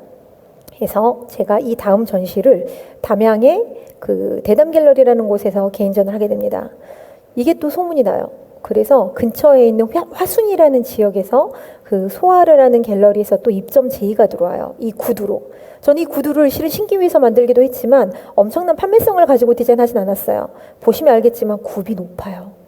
그리고 보기에도 신기가 어려워 보여. 이게 쉬운 신발은 아니거든요. 근데 일단 디자인에 치중을 했기 때문에 이렇게 입점 제의가 들어오면 얼마나 고마워요. 또 입점을 했어요. 입점을 해서 또 이렇게 펼쳐놓으니까 또 재밌는 상황이 벌어져요. 이거를 그 갤러리들 관장님들이 보시고, 야, 이거 담양에 말고 광주에 비엔날레라는 행사를 하잖아요. 이 디자인 비엔날레 행사를 하는데, 야, 디자인이 너무 좋아. 우리 디자인 비엔날레 행사에 한번 이걸 초청해보면 어떻겠니? 또 이런 상황이 벌어져요. 해서 이 서울에서 담양으로, 담양에서 광주로 해서 광주의 디자인 비엔날레 또 제 전시가 초대가 됩니다. 해서 비엔날레 체스라는 주제를 가지고 아트슈즈의 역할을 제대로 뽐내서 이렇게 전시를 하게 됐습니다. 자, 제가 말씀드렸죠. 저는 남편과 떨어져 살고 있었다고. 여러분은 혹시 담양에 와보신 적 있을까요? 담양에 오신 분 손 한번 들어보시겠어요? 그래도 꽤 많으시네요. 담양은 관광지죠. 담양은 중노곤과 프로방스 이 두 곳이 주 관광지예요. 그래서 오신 분은 아시겠지만 중노곤에 굉장히 한국적인 이런 정취가 있고, 이 한국적인 정취, 중노곤의 숲, 이런 대나무 쭉쭉 뻗은 이 아름다운 햇살 이 숲에서 또 길 하나만 건너면 메타프로방스라는 유럽 마을이 조성이 돼 있어요. 저는 남편이 담양에 있기 때문에 여러 번 내려오기도 했지만 담양이 실은 이런 정취가 두 가지가 가지고 있을 거라는 생각을 해본 적은 없었어요.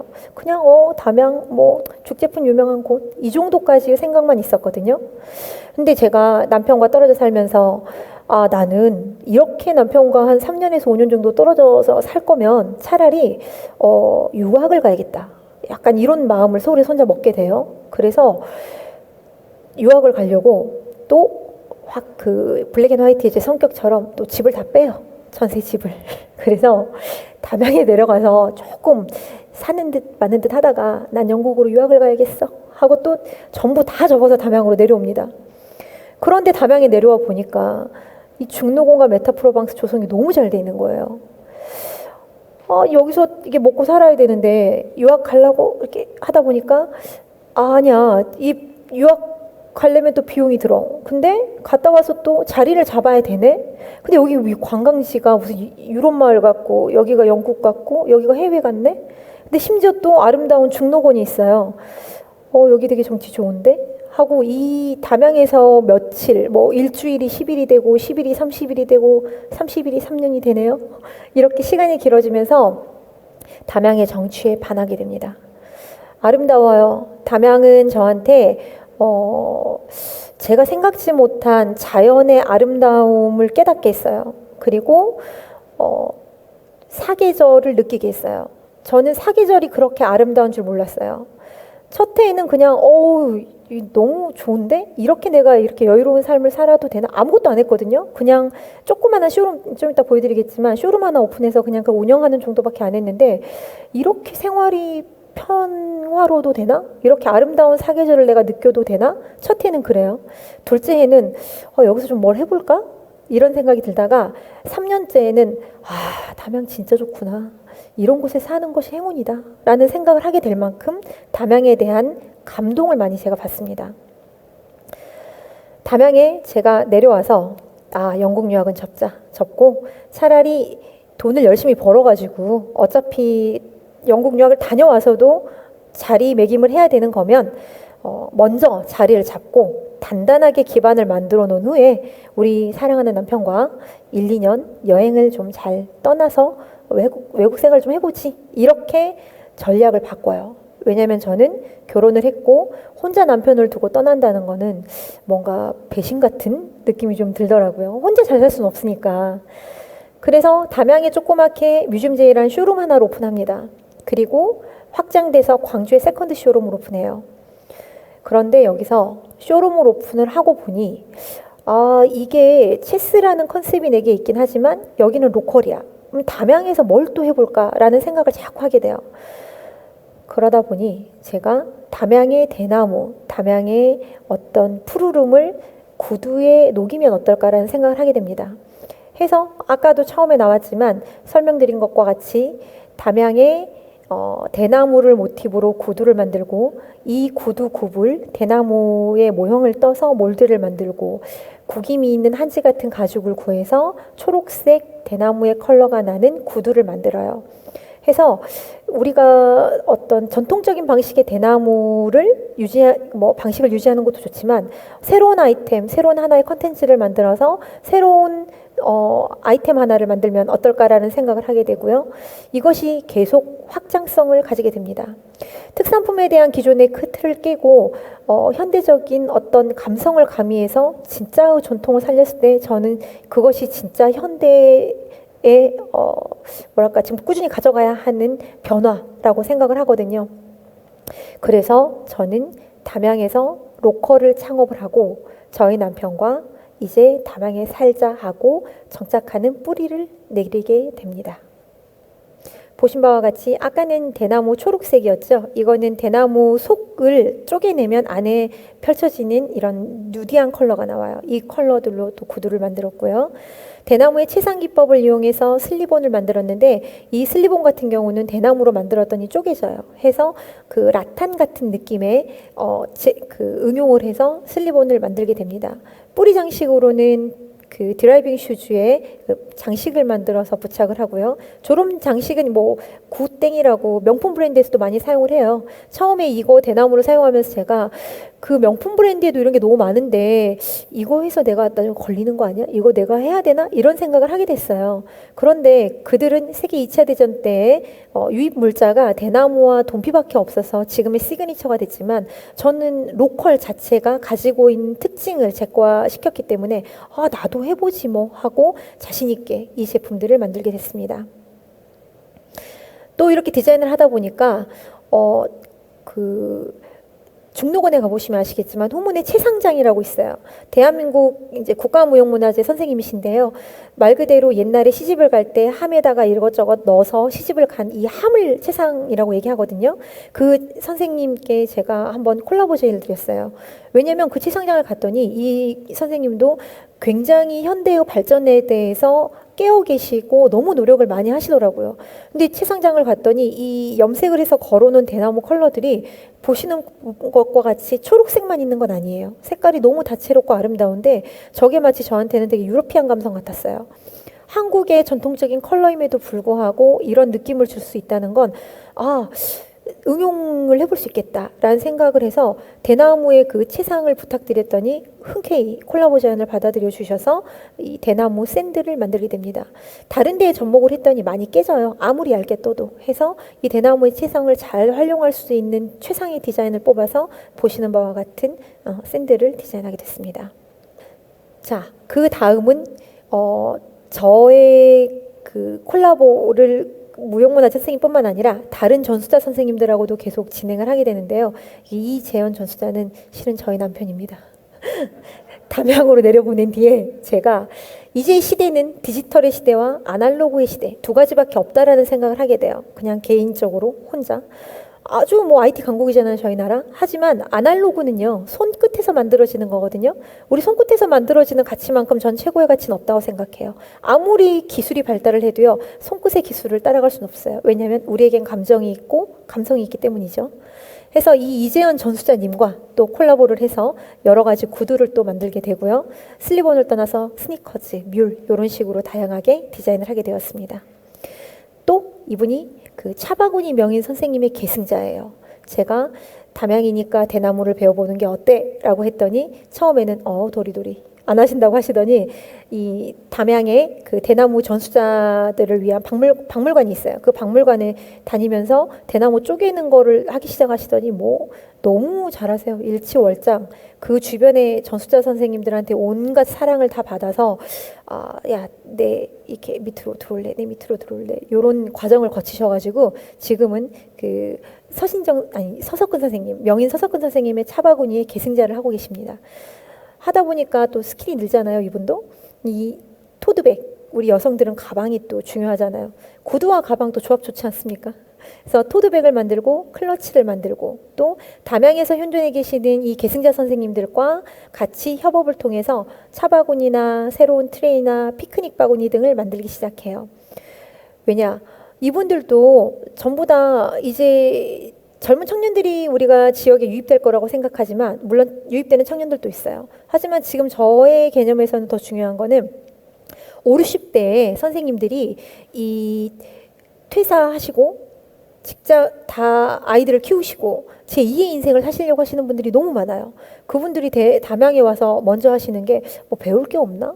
야, 소쿠리 옛날에 내가 우리 할머니 엄마들 썼던 건데 이런 거 내 손으로 직접 만들어 보면 어떨까? 이런 생각을 하셨더라고요.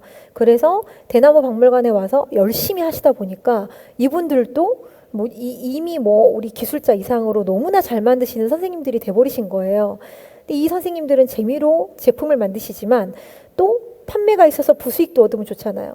이분들은 이제 명예나 돈에 대한 관심은 없어요. 왜냐하면 아이들 다 키웠고 내가 기존 생활을 어렵게 살았고 이제 제2의 인생을 좀 재밌게 살아보자라는 어떤 마인드를 가지고 계시는 분들이셨던 거죠. 그래서 제가 이 분들과의 협업을 통해서 또 이 분들과 상생하는 길을 찾고자 새로운 공간 하나를 또 만들기 신장합니다. 구두에서 가방으로, 가방에서 또 새로운 아이템을 창출해서 공간 하나를 만들어요.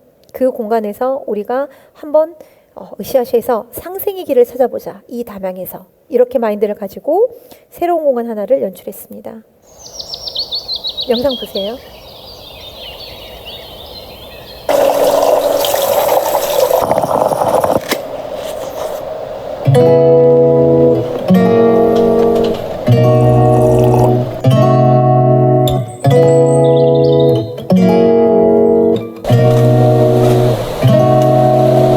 We could drive along an ocean reflecting the sun, or make a bed of green atop a wide open sea. Under a canvas of blue, I would draw ever nearer to you, to feel the dew on your skin. That is how it would begin. For summer is for falling in love.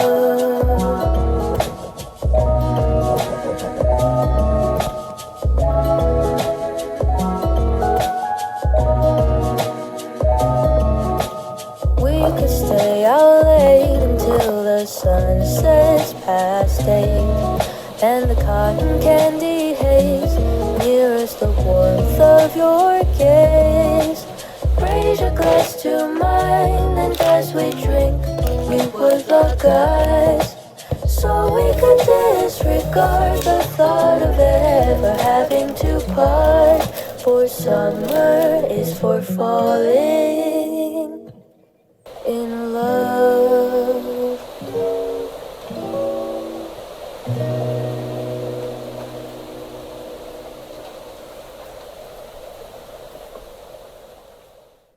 눈치채셨는지 모르겠지만 저 등장인물이 저희 남편입니다. 잘생겼죠?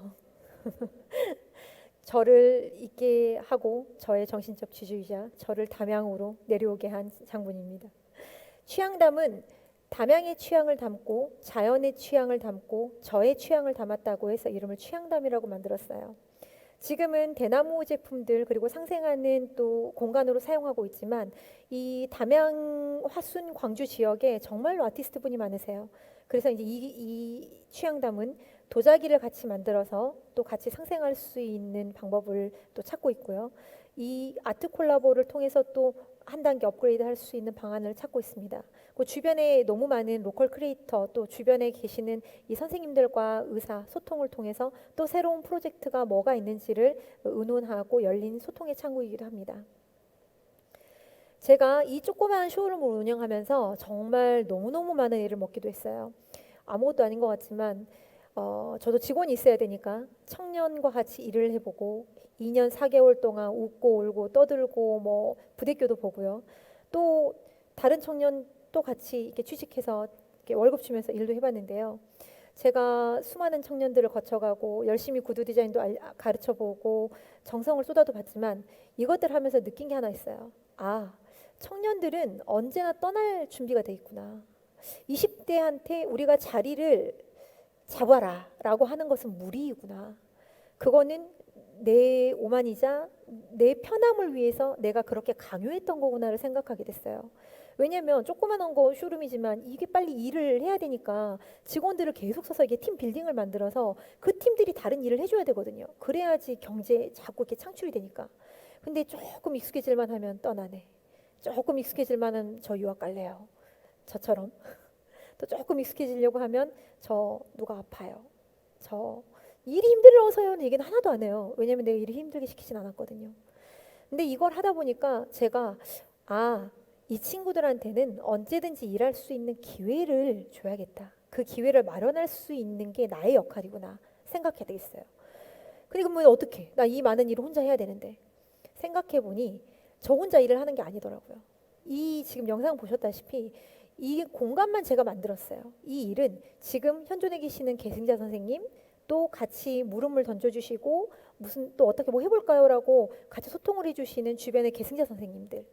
오히려 팀은 이 청년과 같이 하는 게 아니라 또는 우리 직원들이 아니라 이 내 주변에 같이 있는 분들이 저의 팀이었던 거예요. 지금도 실은 저의 가장 큰 고민은 20대 친구들한테 얼마나 더 좋은 환경과 얼마나 더 많은 가능성을 제시해 줄 수 있을까가 저의 가장 큰 고민이기도 해요. 그리고 여기 노인이라고 표기돼 있지만 중장년층의 선생님들이 이제 연세가 드시면 또 이 담양에서 얼마나 또 멋진 프로젝트를 같이 진행해 볼까도 저한테 가장 큰 고민이기도 합니다. 자, 이제 화제 전환을 조금 해볼까요? 보시는 사진은 베이징, 중국입니다. 중국에서 디자인 베이징에 또 초청을 받아서 제가 전시를 한 모습인데요. 아까 마지막으로 제가 설명드렸죠. 비엔날레에서 초청을 받아서 전시를 했다고. 그 전시를 하고 있는 와중에 중국 베이징의 디자인 베이징 또 총 디렉터님이 오십니다. 여기 디자인 비엔날레관을 보다가 오라 이거 뭐야? 이거 괜찮은데? 저기요 저랑 전시 또 한번 해보세요. 이렇게 프로포즈가 왔어요. 베이징으로 내가 이걸 어떻게 다 들고 가요 혼자. 근데 또 이게 무식이 용감이라고 해보지 뭐 또 이런 생각을 하게 되더라고요. 해서 여기 베이징은요 들어갈 때 그 LG나 삼성 그리고 중국의 내노라 하는 디자이너 작가들이 전부 다 여기 다 부스에 판을 깔아놓은 그 장소였어요. 제가 동생들 데리고 이 짐을 바리바리 다 싸가지고요 베이징을 가게 됩니다. 그래서 제 작품이 아트 베이징에서 또 보여지게 돼요. 대한민국 최초로 그냥 저 혼자 한국인 최초로 저 혼자. 그래서 이 디렉터님이 나중에 저한테 한국 감사하다고 했어요. 되게 빛내줘서 고맙다고. 왜냐하면 지금 한국은요 다른 곳보다 훨씬 빨라요. 센스, 감성 이런 것이 저는 다른 곳과 너무 차별화될 만큼 뛰어나다고 생각하거든요.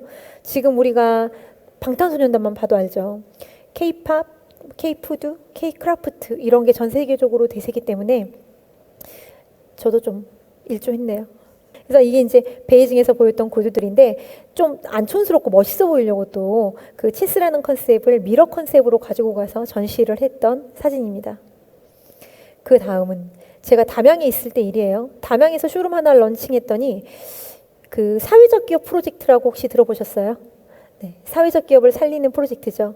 이 프로젝트에 윤하영이라는 뉴욕에서 활동하고 있는 디자이너가 총 디렉터를 맡아요. 한국 사람이거든요. 근데 그분이 담양까지 저를 픽업하러 오셨어요. 이 프로젝트, 그러니까 이 아지오라는 사회적 기업을 살리는 프로젝트에 이 두 분의 모델 엄청 유명하시잖아요. 제 입으로 걸어는 못하겠지만 이 회사를 살리는 프로젝트를 해보자 하고 그 코트라에 굉장히 높으신 분하고 같이 오셔가지고 담양에서 저를 또 잡아가십니다. 그래서 제가 서울 출장을 자꾸 다니면서 이 프로젝트를 또 진행을 해서 참여해서 진행을 하게 됩니다. 그리고 이 윤하영이 또 저한테 요청을 해서 윤하영에 맞는 구두를 콜라보해요. 협업을 해서 뉴욕 패션쇼에 또 정말 이 패션쇼는 검색하니까 다 나오더라고요. 이 패션쇼에 제 구두가 콜라보한 구두들이 또 연출이 되기 시작합니다. 이 제품은 고객 보시면 아시다시피 제가 처음에 블랙 앤 화이트로 시작해서 점점 더 구두가 컬러풀해져요. 화려해지죠. 저희가 코로나라는 시점을 조금 견딘 뒤에 좀 밝고 에너지를 긍정적으로 내보자 하고 밝은 에너지의 구두를 디자인해서 내놨더니 이게 또 서울의 유명한 카티아조라는 디자이너 선생님이 같이 콜라보하자는 제안이 들어옵니다. 해서 2021년에 이 아름다운 의상들과 함께 제 구두가 같이 협업이 돼서 SNS, 인플루언서 그리고 네이버 디자이너 윈도우에 같이 판매가 돼요. 그분하고 또 베이징을 또 갔어요. 중국은 저랑 좀 인연이 있나 봐요. 자, 이것처럼 이제 담양에서 거꾸로 서울로, 담양에서 뉴욕으로, 담양에서 베이징으로. 저는 한번 뭐 뉴욕, 베이징은 가봤고 뉴욕 못 가봤는데 이렇게 세계로 좀 이렇게 뻗어나가네요. 이제는 굳이 서울이 아니어도 된다고 전 생각해요. 굳이 서울이 아니어도 이 지역에서도 충분히 내가 할 수 있는 일들이 너무 많아요. 내가 어떠한 컨셉을 가지고 어떠한 아이템을 가지고 내가 이 지역에 가지고 있는 좋은 아이템들을 잘 접목시켜서 풀어낼 수 있느냐가 저는 가장 중요한 것 같아요. 일례로 우리 산 꼭대기에 맛집 있으면 어떻게 해서든 그 맛집 가잖아요. 담양도 맛집이 많아요. 정말 서울 어디에서 다 맛집 찾아가요. 요즘은 그런 시대니까요. 저한테 담양이 준 에너지는 컬러풀. 이 블랙 앤 화이트 치스에서 저한테 컬러가 있게 했고요. 그리고 자연의 아름다움을 제게 선물했습니다.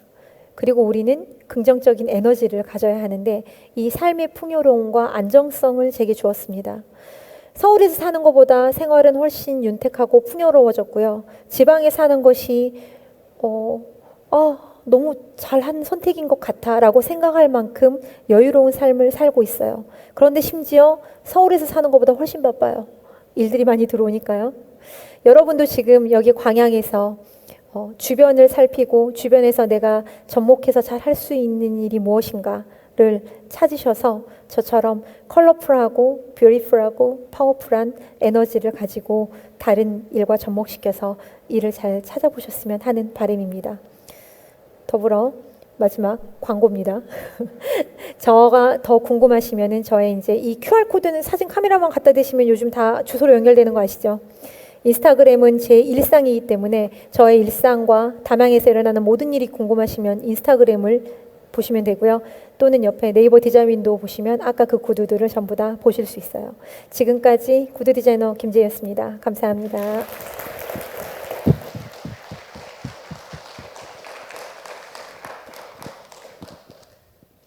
네, 저희 대표님 구두 보셨죠? 구두가 너무 예뻐요. 저도 담양 가면 하나 사려고요. 예, 저희 와이프 하나 갖다 주고 저희 어머니 하나 갖다 주고 그럴 생각입니다. 강연 듣다 보니까 저는 개인적으로는 내가 지금 살고 있는 이 지역의 특색은 뭘까? 그리고 이 지역의 특색을 어떻게 하면 가치로 창출할 수 있을까? 또 새삼 고민하게 되는데 아마 저만 그런 것 같지는 않아요. 여러분께서도 같은 고민 하실 것 같은데 이런 고민들이 모이고 또 실천으로 이어지다 보면 언젠가는 저희들도 로컬 크리에이터가 될 수 있지 않을까 하는 생각도 해봅니다. 우리 뜨거운 강연해 주신 뮤지엄제이 김재희 대표께 다시 한번 큰 박수 부탁드립니다. 많은 분들께서 요즘 인구에 관심이 많은 만큼 정말 뜨거운 열정으로 질문 주셨어요. 이 질문들 저희가 하나하나 다뤄보고요. 저희가 또 보조 요원들도 준비가 되어 있습니다. 나 집중하느라 질문 못 썼는데 혹은 나 지금 질문이 떠올랐어 하시는 분들은 그냥 그 자리에 손 드시면 저희가 마이크를 가져다 드리니까요. 정말 편안한 마음으로 질문해 주시면 감사하겠습니다. 이제 다시 한번 연사 세 분 모셔보도록 하겠습니다. 큰 박수로 맞아주시죠.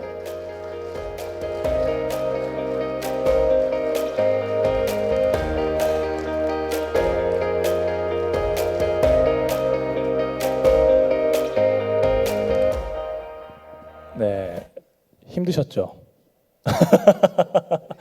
이게 자기가 아무리 잘 알고 있는 거라도 30분을 이야기가 쉽지 않은데 우리 세 분께서 상당히 열강해 주셨습니다. 혹시 세 분 다 광양에 와본 경험이 있으신가요? 저는 자주 와봤습니다. 자주 오셨어요? 친구가 있어서요. 예. 친구가 광양의 어떤 점이 제일 매력적이시는 거예요? 자연적인 게 매력적이고 약간 포스코 쪽은 그런데 거긴 또 놀랍고 안에 들어가 보니까 그렇죠. 굉장히 규모가 크더라고요. 그래서 그런 거는 이렇게 생겼구나. 제철소가 뭐 그런 것도 우리 보고요. 지역의 특색이 될 수 있겠다. 네. 뭐 이런 생각도 좀 듭니다. 우리 대표님께서는 어떠세요? 저는 이번에 처음 왔습니다. 처음 오셨습니까? 네, 네. 경기인이신데도 네. 새로운 경기가 생기셨군요. 네, 와보시니까 어떠셨어요? 일단 광양이 굉장히 깨끗하고 음. 잘 정비되어 있다라는 느낌을 받았어요. 네, 그렇죠. 광양 멋진 도시입니다. 앞으로 자주 놀러 오십시오. 우리 김재희 대표님은 어떠셨어요?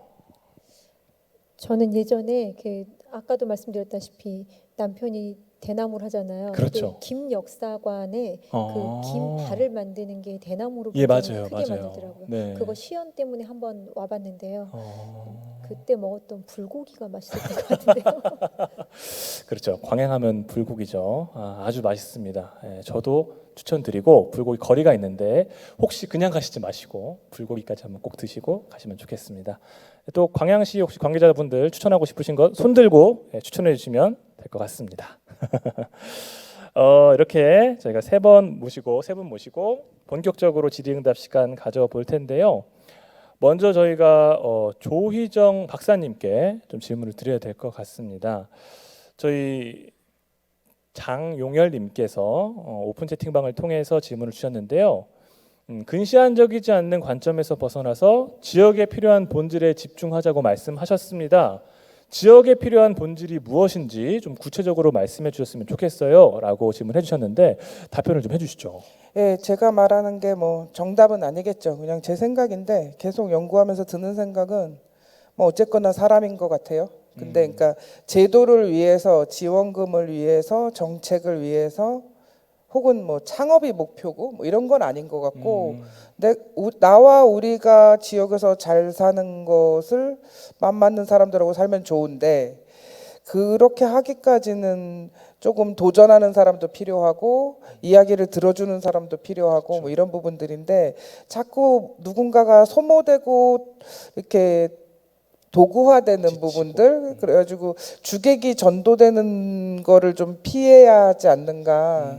그래서 주민들도 많이 그런 걸 요구하긴 하시는데, 서로 이렇게 뭐 이렇게 갈등도 할 수 있는데 갈등을 얘기할 수 있는 자리는 없고, 사람이 언제나 친하게 지내는 건 아니잖아요. 그렇죠. 그러면 모여가지고 얘기하고 뭐 때로는 결론 없는 회의를 해도 되고 그러는데, 심지어 거버너스라는 말도 좀 누군가를 동원하기 위한 말로 이용되는 부분들이 있는 것 같아서 사람을 조금 소중히 여겼으면 좋겠다라는 생각이 늘 듭니다. 너무 이상적이긴 하지만. 네, 뭐 인구 정책 자체가 사실은 좀 일로 여겨지는 경향도 좀 있는 것 같아요. 그런 부분에 대해서 좀 어떻게 생각하세요?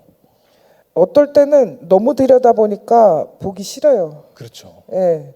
뭐 내가 살아가지고 이렇게 사는 동안 인구 그러니까 관계 인구 얘기하면서도 어디에 포인트가 있을까? 그러면 인구보다는 관계에 포인트가 있는 거 아닌가? 그러면 새로운 관계가 형성되는 거니까. 근데 우리가 보통 이제 채무 관계라든지 경제적 관계 뭐 이런 식으로 얘기를, 우호적 관계 이런 식으로 얘기를 하는데, 사람과 사람 사이의 관계가 뭔지 되돌아보게 만드는 단어인 것 같다. 맞습니다. 그래서 이 시대에 뭐 인구 문제 중요한데, 일단 내 삶을 중심으로 관계라는 개념에 대해서 다시 생각해보자. 나는 누구랑 어떤 관계를 맺을 수 있는가. 그런 생각들을 좀 합니다. 네, 관계를 중심으로 인구를 바라보는 것이 필요하다, 이런 말씀해 주셨어요. 혹시 여기에 대해서 좀 더 추가적으로 주문하고 싶으신 분 계신가요? 네, 너무 답변이 잘 되었습니다. 감사합니다. 네, 다음 질문도 좀 넘겨주시죠. 우리 9883님께서 문자를 통해서 질문해 주셨습니다. 관계 인구가 얼마나 되는지 조사할 수 있을까요? 그러니까 수치화시킬 수 있는지, 계량화시킬 수 있는지에 대한 질문인 것 같아요. 어떻습니까? 이 Q&A가 10분이죠. 예, 더 하셔도 됩니다. 더 하셔도 됩니다. 왜 네. 저한테만 질문이 오는지 제가 너무 많이 질렀나요? 그 관계 인구를 어느 지역에서는 함께 인구, 또 혹은 서울에서는 생활 인구라고 그래요. 근데 보통은 관계 인구라는 게 이제 이동성을 전제로 하기 때문에 카드 회사 데이터로 해서 어느 지역에 얼마나 소비했는가, 체류했는가 이런 식으로 하는데, 그것도 어쩌면 좀 기계적이고 제한적일 수 있죠. 그래서 일본에서는 그거를 톨게이트를 조금 이렇게 조사하는 방법도 있을 것 같고, 근데 톨게이트만으로 들어오는 건가, 아니면 뭐 국도로 가면 어떻게 되는 건가, 뭐 또 그런 것도 있는데, 좀 다각적으로 조사해야 되는 부분들, 아니면 간접적으로 샘플링 해가지고 당신은 이 지역에 몇 번 갑니까? 무슨 일로 오셨습니까? 일 때문에 왔다, 놀러 왔다, 누구랑 왔습니까? 몇 번째 오십니까? 뭐 이런 식의 얘기들 샘플링해서 할 수도 있고, 그런데 전수조사하는 방법은 없을 것 같고요, 솔직히. 네, 그런 상황인 것 같습니다. 저는 이 질문 지금 곰곰이 좀 곱씹어 보니까 살짝 섬뜩하다, 이런 생각을 좀 해봤는데요. 이거 수치화시켜서 다시 실적화시키면 이 관계 인구의 어떤 취지와는 좀 맞지 않을 수도 있겠다라는 생각을 좀 하는데 어떠세요? 그러니까 악용되면은 부풀려지는 거고, 그렇죠. 현실하고 멀어지는 거고, 그러면은 재선 가능성이 낮아지겠죠. 아주 솔직한 답변 해주셨습니다. 예, 여러분 들으셨죠? 예, 수치화할 수 있다고 해서 꼭 그걸 또 실적화하고 다시 업무하면 안 된다. 우리 지역이 사람과 관계를 맺을 수 있는 지역으로 만드는 것이 우선이다라는 생각이 좀 듭니다. 다음 질문도 주시죠. 좀 다소 재밌는 질문 해주셨는데, 공무원 연수지 추천해 주세요. 이렇게 서로 미루시는데요, 지금. 공무원 연수지, 아무래도 경계인이신 우리 전정원 대표님께서 좀 많이 아실 것 같은데 어떠십니까? 왜 이런 질문이 나왔는지 잘 모르겠지만 공무원 혁신 제가 얘기해서 그런가요? 네, 공무원 연수지 제가 다 모르는데요. 사실 제주에서 창조경제센터 할 때 뭐 행안부에서도 연수로 오셨는데요. 사실 조금 당황스러운 경우가 있었어요. 예를 들면은 등산복을 다 입고선 예. 저희 센터를 오전에 들어오시는 거예요. 그래가지고 이건 아닌데 약간 그래서 우르르 오시니까. 그다음부터는 그렇게 오시지 마시고, 왜냐면 여기 코워킹 스페이스고 창업하시는 분들 머물기 때문에. 그렇죠. 그런데요, 우리나라에는 그런 곳이 아직 없다고 생각이 드는데요. 네덜란드의 퓨처센터라는 곳이 있습니다. 수자원공사가 만든 곳인데요. 거기에는 이제 그런 어떤 퍼실리테이션 하는 분이 있어서요. 공무원들이 와서 굉장히 좀 세련된 장소에서 4단계로 이동을 하면서 자신들의 문제를 꺼내놓고 토론을 해서 마지막 단계에서는 작은 배에 들어가게 해요. 그러니까 발산을 하는 단계가 있고 작은 배에 모여서 10분 안에 결론을 내려라. 이게 하루 종일의 프로그램입니다. 모든 공무원들, 네덜란드 공무원들은 거기를 예약해서 공짜로 쓸 수 있어요. 근데 제가 거기 가서 좀 벤치마킹을 해서 제주에 그런 게 있으면 좋겠다 생각이 들긴 했는데요. 안 만드셨으니까 여기 전남에서도 기회가 있다고 생각이 들고요. 그리고 지금 며칠 전에 지리산 이음이라고 해서 남원의 산내면에 갔다 왔는데요. 거기에 들썩이라는 이렇게 공유 오피스하고 컨퍼런스 홀이 있어요. 근데 거기에 작년인 것 같은데요. 산림청 공무원들이 와서 워크숍을 했는데 그쪽에서도 프로그램을 같이 진행을 해주신 것 같습니다. 지리산 이음이라는 그 협동조합에서요. 굉장히 그 효과적이었다고 얘기를 들었습니다. 예. 그곳에 한번 가보시는 것도 좋을 것 같습니다. 정말 다양한 곳이 있군요. 역시 경계인은 다르다 하는 생각이 좀 듭니다. 우리 담양에 계시는 김재희 대표님께서는 뭐 담양 지역에서 뭐 추천해 주실 만한 곳 좀 없으실까요? 담양 맛집 제가 잘 알고요. 담양 뭐 중록원이랑 메타프로방스 외에 관방지림도 있고요. 저는 실은 개인적으로 수세원을 가장 좋아해요. 짧지만 고즈넉하고 뭔가 정취를 느낄 수 있는 곳인 것 같습니다. 네, 여러분들 들으셨죠? 공무원 연수지 알뜰살뜰하게 추천해 주셨습니다. 좋은 공기, 좋은 아이디어, 좋은 실적 항상 기억하셔서 오늘 추천해 주신 곳들 한번 가보시면 좋을 것 같습니다. 다음 질문도 좀 받아보겠습니다. 이 연고지라는 말이 있는데 사실 요즘은 연고가 없어도 내가 살 도시를 내가 골라서 살게 된다라는 생각이 듭니다. 사람을 모을 만한 좋은 아이디어나 추천 방법은 없을까요? 이렇게 또 질문을 해주셨습니다. 상당히 좀 고민이 깊은 질문인 것 같은데 이 질문 어떤 분께서 좀 답변을 해주시겠어요? 네, 먼저 하시고 또 하겠습니다. 예. 정부 사업이나 아니면은 많은 요즘 창업들이 워케이션이나 한 달 살기 이런 것들을 많이 해요. 예. 근데 오늘 발표자들끼리 저 뒤에서 이제 수다를 떨었는데 저는 담양을 몇 번 가봤거든요. 예. 근데 최근에 담양은 잘 몰랐어요. 근데 저길 가야겠다는 생각이 드는 거예요. 왜요? 아까 보셨잖아요. 와, 막 뱀부 그린 막 구두는 작을 것 같고 뭐 이러면서 근데 그런 식의 고민들을 많이 합니다. 청년들이라든지 아니면 살고 계신 주민들도 그런 얘기를 많이 하니까 그러니까 누군가의 어떤 정답의 아이디어보다는 가까운 친구를 우연이라도 알게 되는 가까운 친구를 만들다 보면 그 친구의 친구로 그걸 네트워크 효과라고 하죠. 그리고 네네. 그 연고지 부분도 요즘에는 뭐 내년에 고향사랑 기부금이 만들어지긴 하는데 사실 젊은 세대들은 온라인 게임이 고향이라고 생각을 하는 것처럼 고향이 할아버지 고향 이렇게 돼 있거든요. 그래서 고향에 맞아요. 기부하라고 그러는데 맞아요. 어디 기부해야 될지 모르겠다 뭐 이런 얘기를 많이 예. 하거든요. 그래서 연고지 이런 말이 과연 있게 될까 그런 생각이 좀 들긴 하네요. 근데 아무튼 조금 이렇게 어쨌든 농경사회는 아니니까 그렇게 네트워킹을 하면서 살고 싶어하는 그런 게 있는 것 같고 또 번아웃된 사람들도 좀 이렇게 움직이고 싶어하고 있고 그런 것도 있는 것 같아요. 저기 박사님께서 쓰신 그 번역하신 책 중에 바람의 인구에서 또 그런 대목이 있잖아요. 이 관계를 맺는 데는 그 소셜한 어떤 마인드가 있어야만 관계를 맺을 수 있다라고 이야기하시는데 그게 이제 사실 일본에 살았기 때문에 우리나라에서도 그런 마인드가 좀 발견이 좀 되고 있습니까? 어떠세요? 너무 많죠. 실제로도. 그 소셜이라는 게 사실 무슨 부친성, 친근감 이런 게 아니라 뭐 나만 잘 먹고 사는 게 아니라 환경도 지키면 공동체성. 좋겠고 뭐 사람들하고 좀 친해지면 좋겠고 아니면 개방성. 예. 근데 이거는 연령에 상관없이 지역에서 혼자 고립돼서 오래 산 사람이면 느낄 수 있는 어떤 절박함 이런 그렇죠. 것도 있는 것 같아요. 그래서 군중소의 고독 같은 거. 소셜이란 말이 굉장히 포괄적인 말인데 예. 막 누구를 만나는 사교적 이런 의미가 아니라 좀 같이 얘기 좀 해보자, 함께. 같이 일하자 이런 함께 의미, 그다음에 약간의 개방성 이런 것도 같이 있는 것 같습니다. 네. 우리 전정환 대표님도 아까 하실 말씀 있으셔서. 네, 네.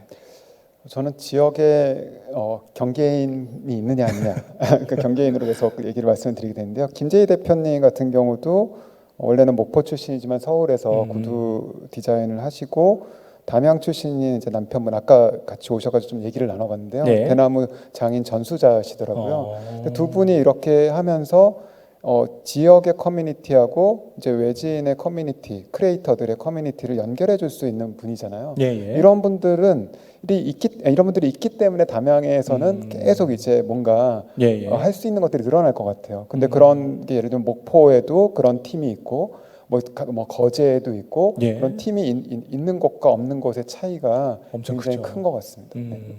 결국 사람을 통해서 사람을 불러오는 어떤 그런 메커니즘에 대해서 얘기를 해주셨습니다. 다음 질문도 보여주시죠.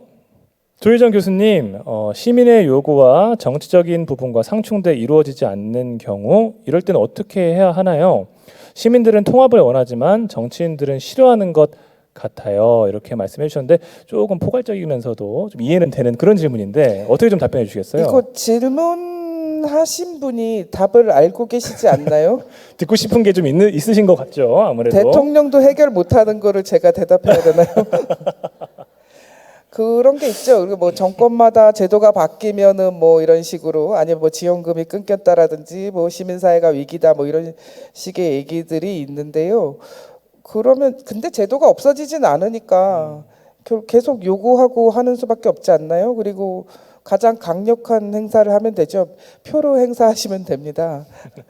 그 대신에 이제 3, 4년, 4, 5년이 이제 견디기 좀 힘드신 부분들이 있는 거죠. 근데 그래도 어쨌든 간에 시민 쪽으로 방향이 좀 이전하는 부분으로 제도를 위해서 시민이 희생되는 것보다는 시민 쪽으로 가는 방향으로 트는 것이 맞는 방향인 것 같습니다. 그래서 너무 제도만 얘기하고 뭔가 형식적으로 얘기한다 하면 잘 메모해 두셨다가 다음에 안 뽑으시면 근데 3, 4년은 저도 어떻게 뭐 4, 5년은 어떻게 방법이 없네요. 네. 이 질문 처음 나왔을 때 많은 분들이 웃으시던데 이 공감의 웃음이셨던 거죠? 혹시 뭐 지금 이야기 들으시면서 나도 좀 할 말 있다 하시는 분들 혹시 계신가요? 예. 너무 또 완벽한 대답이 되었던 것 같습니다. 예. 다음 질문 한번 넘어가 볼게요.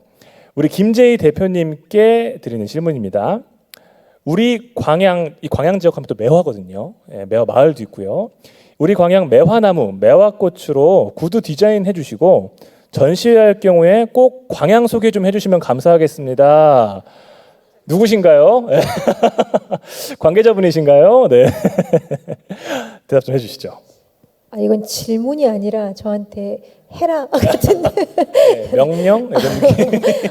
저는 아이디어는 언제나 이 주변에 있고요. 실은 벚꽃 가지고 디자인을 하고 싶은 욕심이 있었어요. 벚꽃이 너무 예쁘니까 그걸 매화나무로 바꿔서 열심히 디자인을 한번 해보고. 너무 좋네. 너무 좋네요. 매화를 보시면 알 거예요. 정말 너무너무 아름답거든요. 네. 예. 열심히 디자인해서 언젠가 광양에 또 부응할 수 있는 김재희가 되겠습니다. 네, 아주 이번 포럼이 좋은 계기가 된 것 같습니다. 예, 우리 김재희 대표님께서 만드시는 매화 구두 기대를 해보겠습니다. 다음 질문도 보여주시죠. 이 로컬 크리에이터로 성장하고 싶은데 조금 어렵죠. 아무래도 좀 두루뭉술하고. 그래서 첫 단추를 어떻게 끼울 수 있을까요? 팁 좀 주세요 하셨는데 이 질문 어떤 분께서 좀 답을 해주시겠어요? 로컬 크리에이터. 네, 사실 질문하신 분이 어떤 분인지 알아야 정확한 답을 드릴 수 있긴 할 것 같아요. 왜냐하면 질문하신 분이 뭐 어떤 그 가치관을 가졌는지, 어떤 경험을 하셨는지에 따라서 되게 다를 것 같고요. 근데 이제 본인이 추구하는 가치나 자기를 자아 실현을 하려는 것과 지역의 정체성이나 자원과 그거 사이에서 상호 중첩되는 부분을 찾는 게 되게 중요한 것 같아요. 그게 자기 지역일 수도 있고 다른 지역일 수도 있고 그런 상황이 되는 것 같고요. 그래서 자신이 이거를 실현하다 보면 지역이 가치, 브랜드나 그런 정체성이 커지고 그리고 거기에서 내가 커뮤니티를 만들 수 있는 영역. 그래서 그런 질문들을 좀 스스로에게 해보시면은 답을 찾으실 수 있지 않을까 생각이 듭니다. 네, 이게 지역의 특성만 고려할 게 아니라요. 나는 무엇을 원하는가까지도 고민을 하셔야 지역 크리에이터로서 성장을 하실 수 있겠다라는 말씀이셨습니다. 여기 인기쟁이가 한 분 더 계시네요. 우리 전정환 대표님 질문이 왔습니다. 전정환 대표님, 협력 확장된 커뮤니티를 이루려면 이 지역 행정가들 간의 협력이 필요할 텐데요. 공감이 되는 말이죠. 지역 공무원들 간의 협력 없이도 가능할까요? 이렇게 이야기했는데 어떻게 보세요? 여기서 행정가하고 공무원 차이를 정확히 이해는 못했지만요. 제가 요즘에 이제 드는 생각은 공무원들도 청년 세대와 기성 세대 사이에 생각의 차이가 있을 수밖에 없다. 왜냐하면 기성 세대들은 아까 말씀드린 대로 예산을 편성해서 사업을 하는 거가 이제 주된 역할이었다면 청년 세대는 또 이렇게 투명성을 지켜야 되는 공정한 사회에서 이런 실제 현장에서 다양한 이해관계자들을 조율할 수 있는 거를 해야 되는데 이 청년 세대 공무원은 그걸 가르쳐주는 사람이 없는 거예요. 롤모델이 없는 거예요. 물어볼 때도 없고.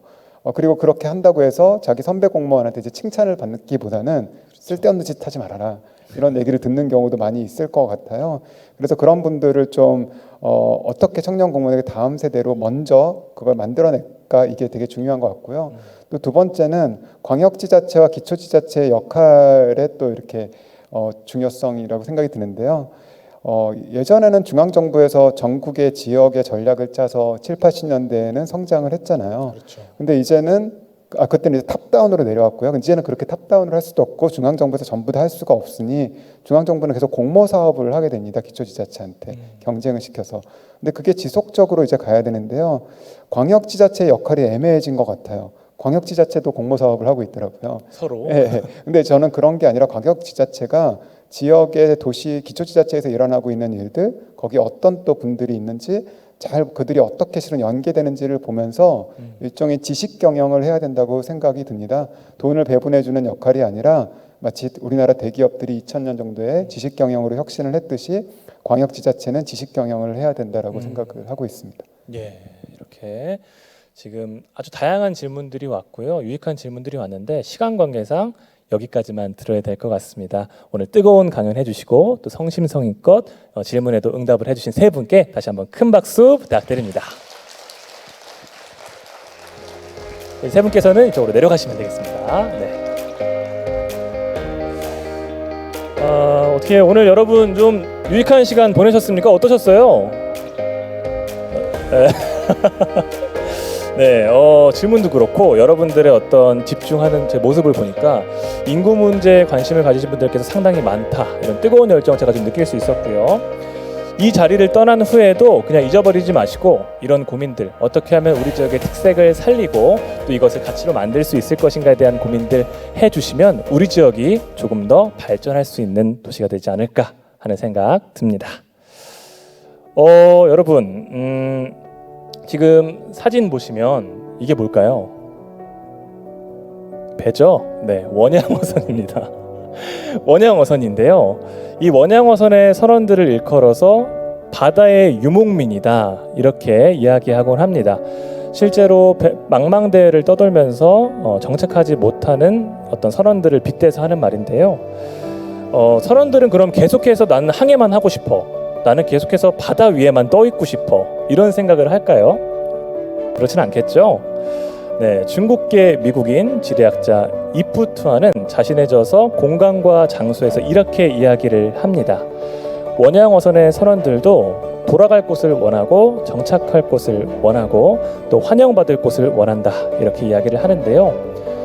지금 바람처럼 흩어져 있는 인구들이 지금 그냥 있는 것이 아니라 어딘가 정착하고 싶다 하고 마음의 고향을 찾고 있지는 않을까 하는 생각이 듭니다. 오늘 이렇게 아이 낳기 좋은 도시 전남 광양에서 함께한 2022 대한민국 인구 포럼 바람의 인구를 찾아서 오늘 저희가 준비한 순서는 여기까지입니다. 오늘 고민들 잘 고민해 보셔서 더 좋은 광양, 순천, 여수, 전라남도 됐으면 좋겠습니다. 저는 지금까지 진행의 전남 CBS 아나운서 임종훈이었습니다. 감사합니다.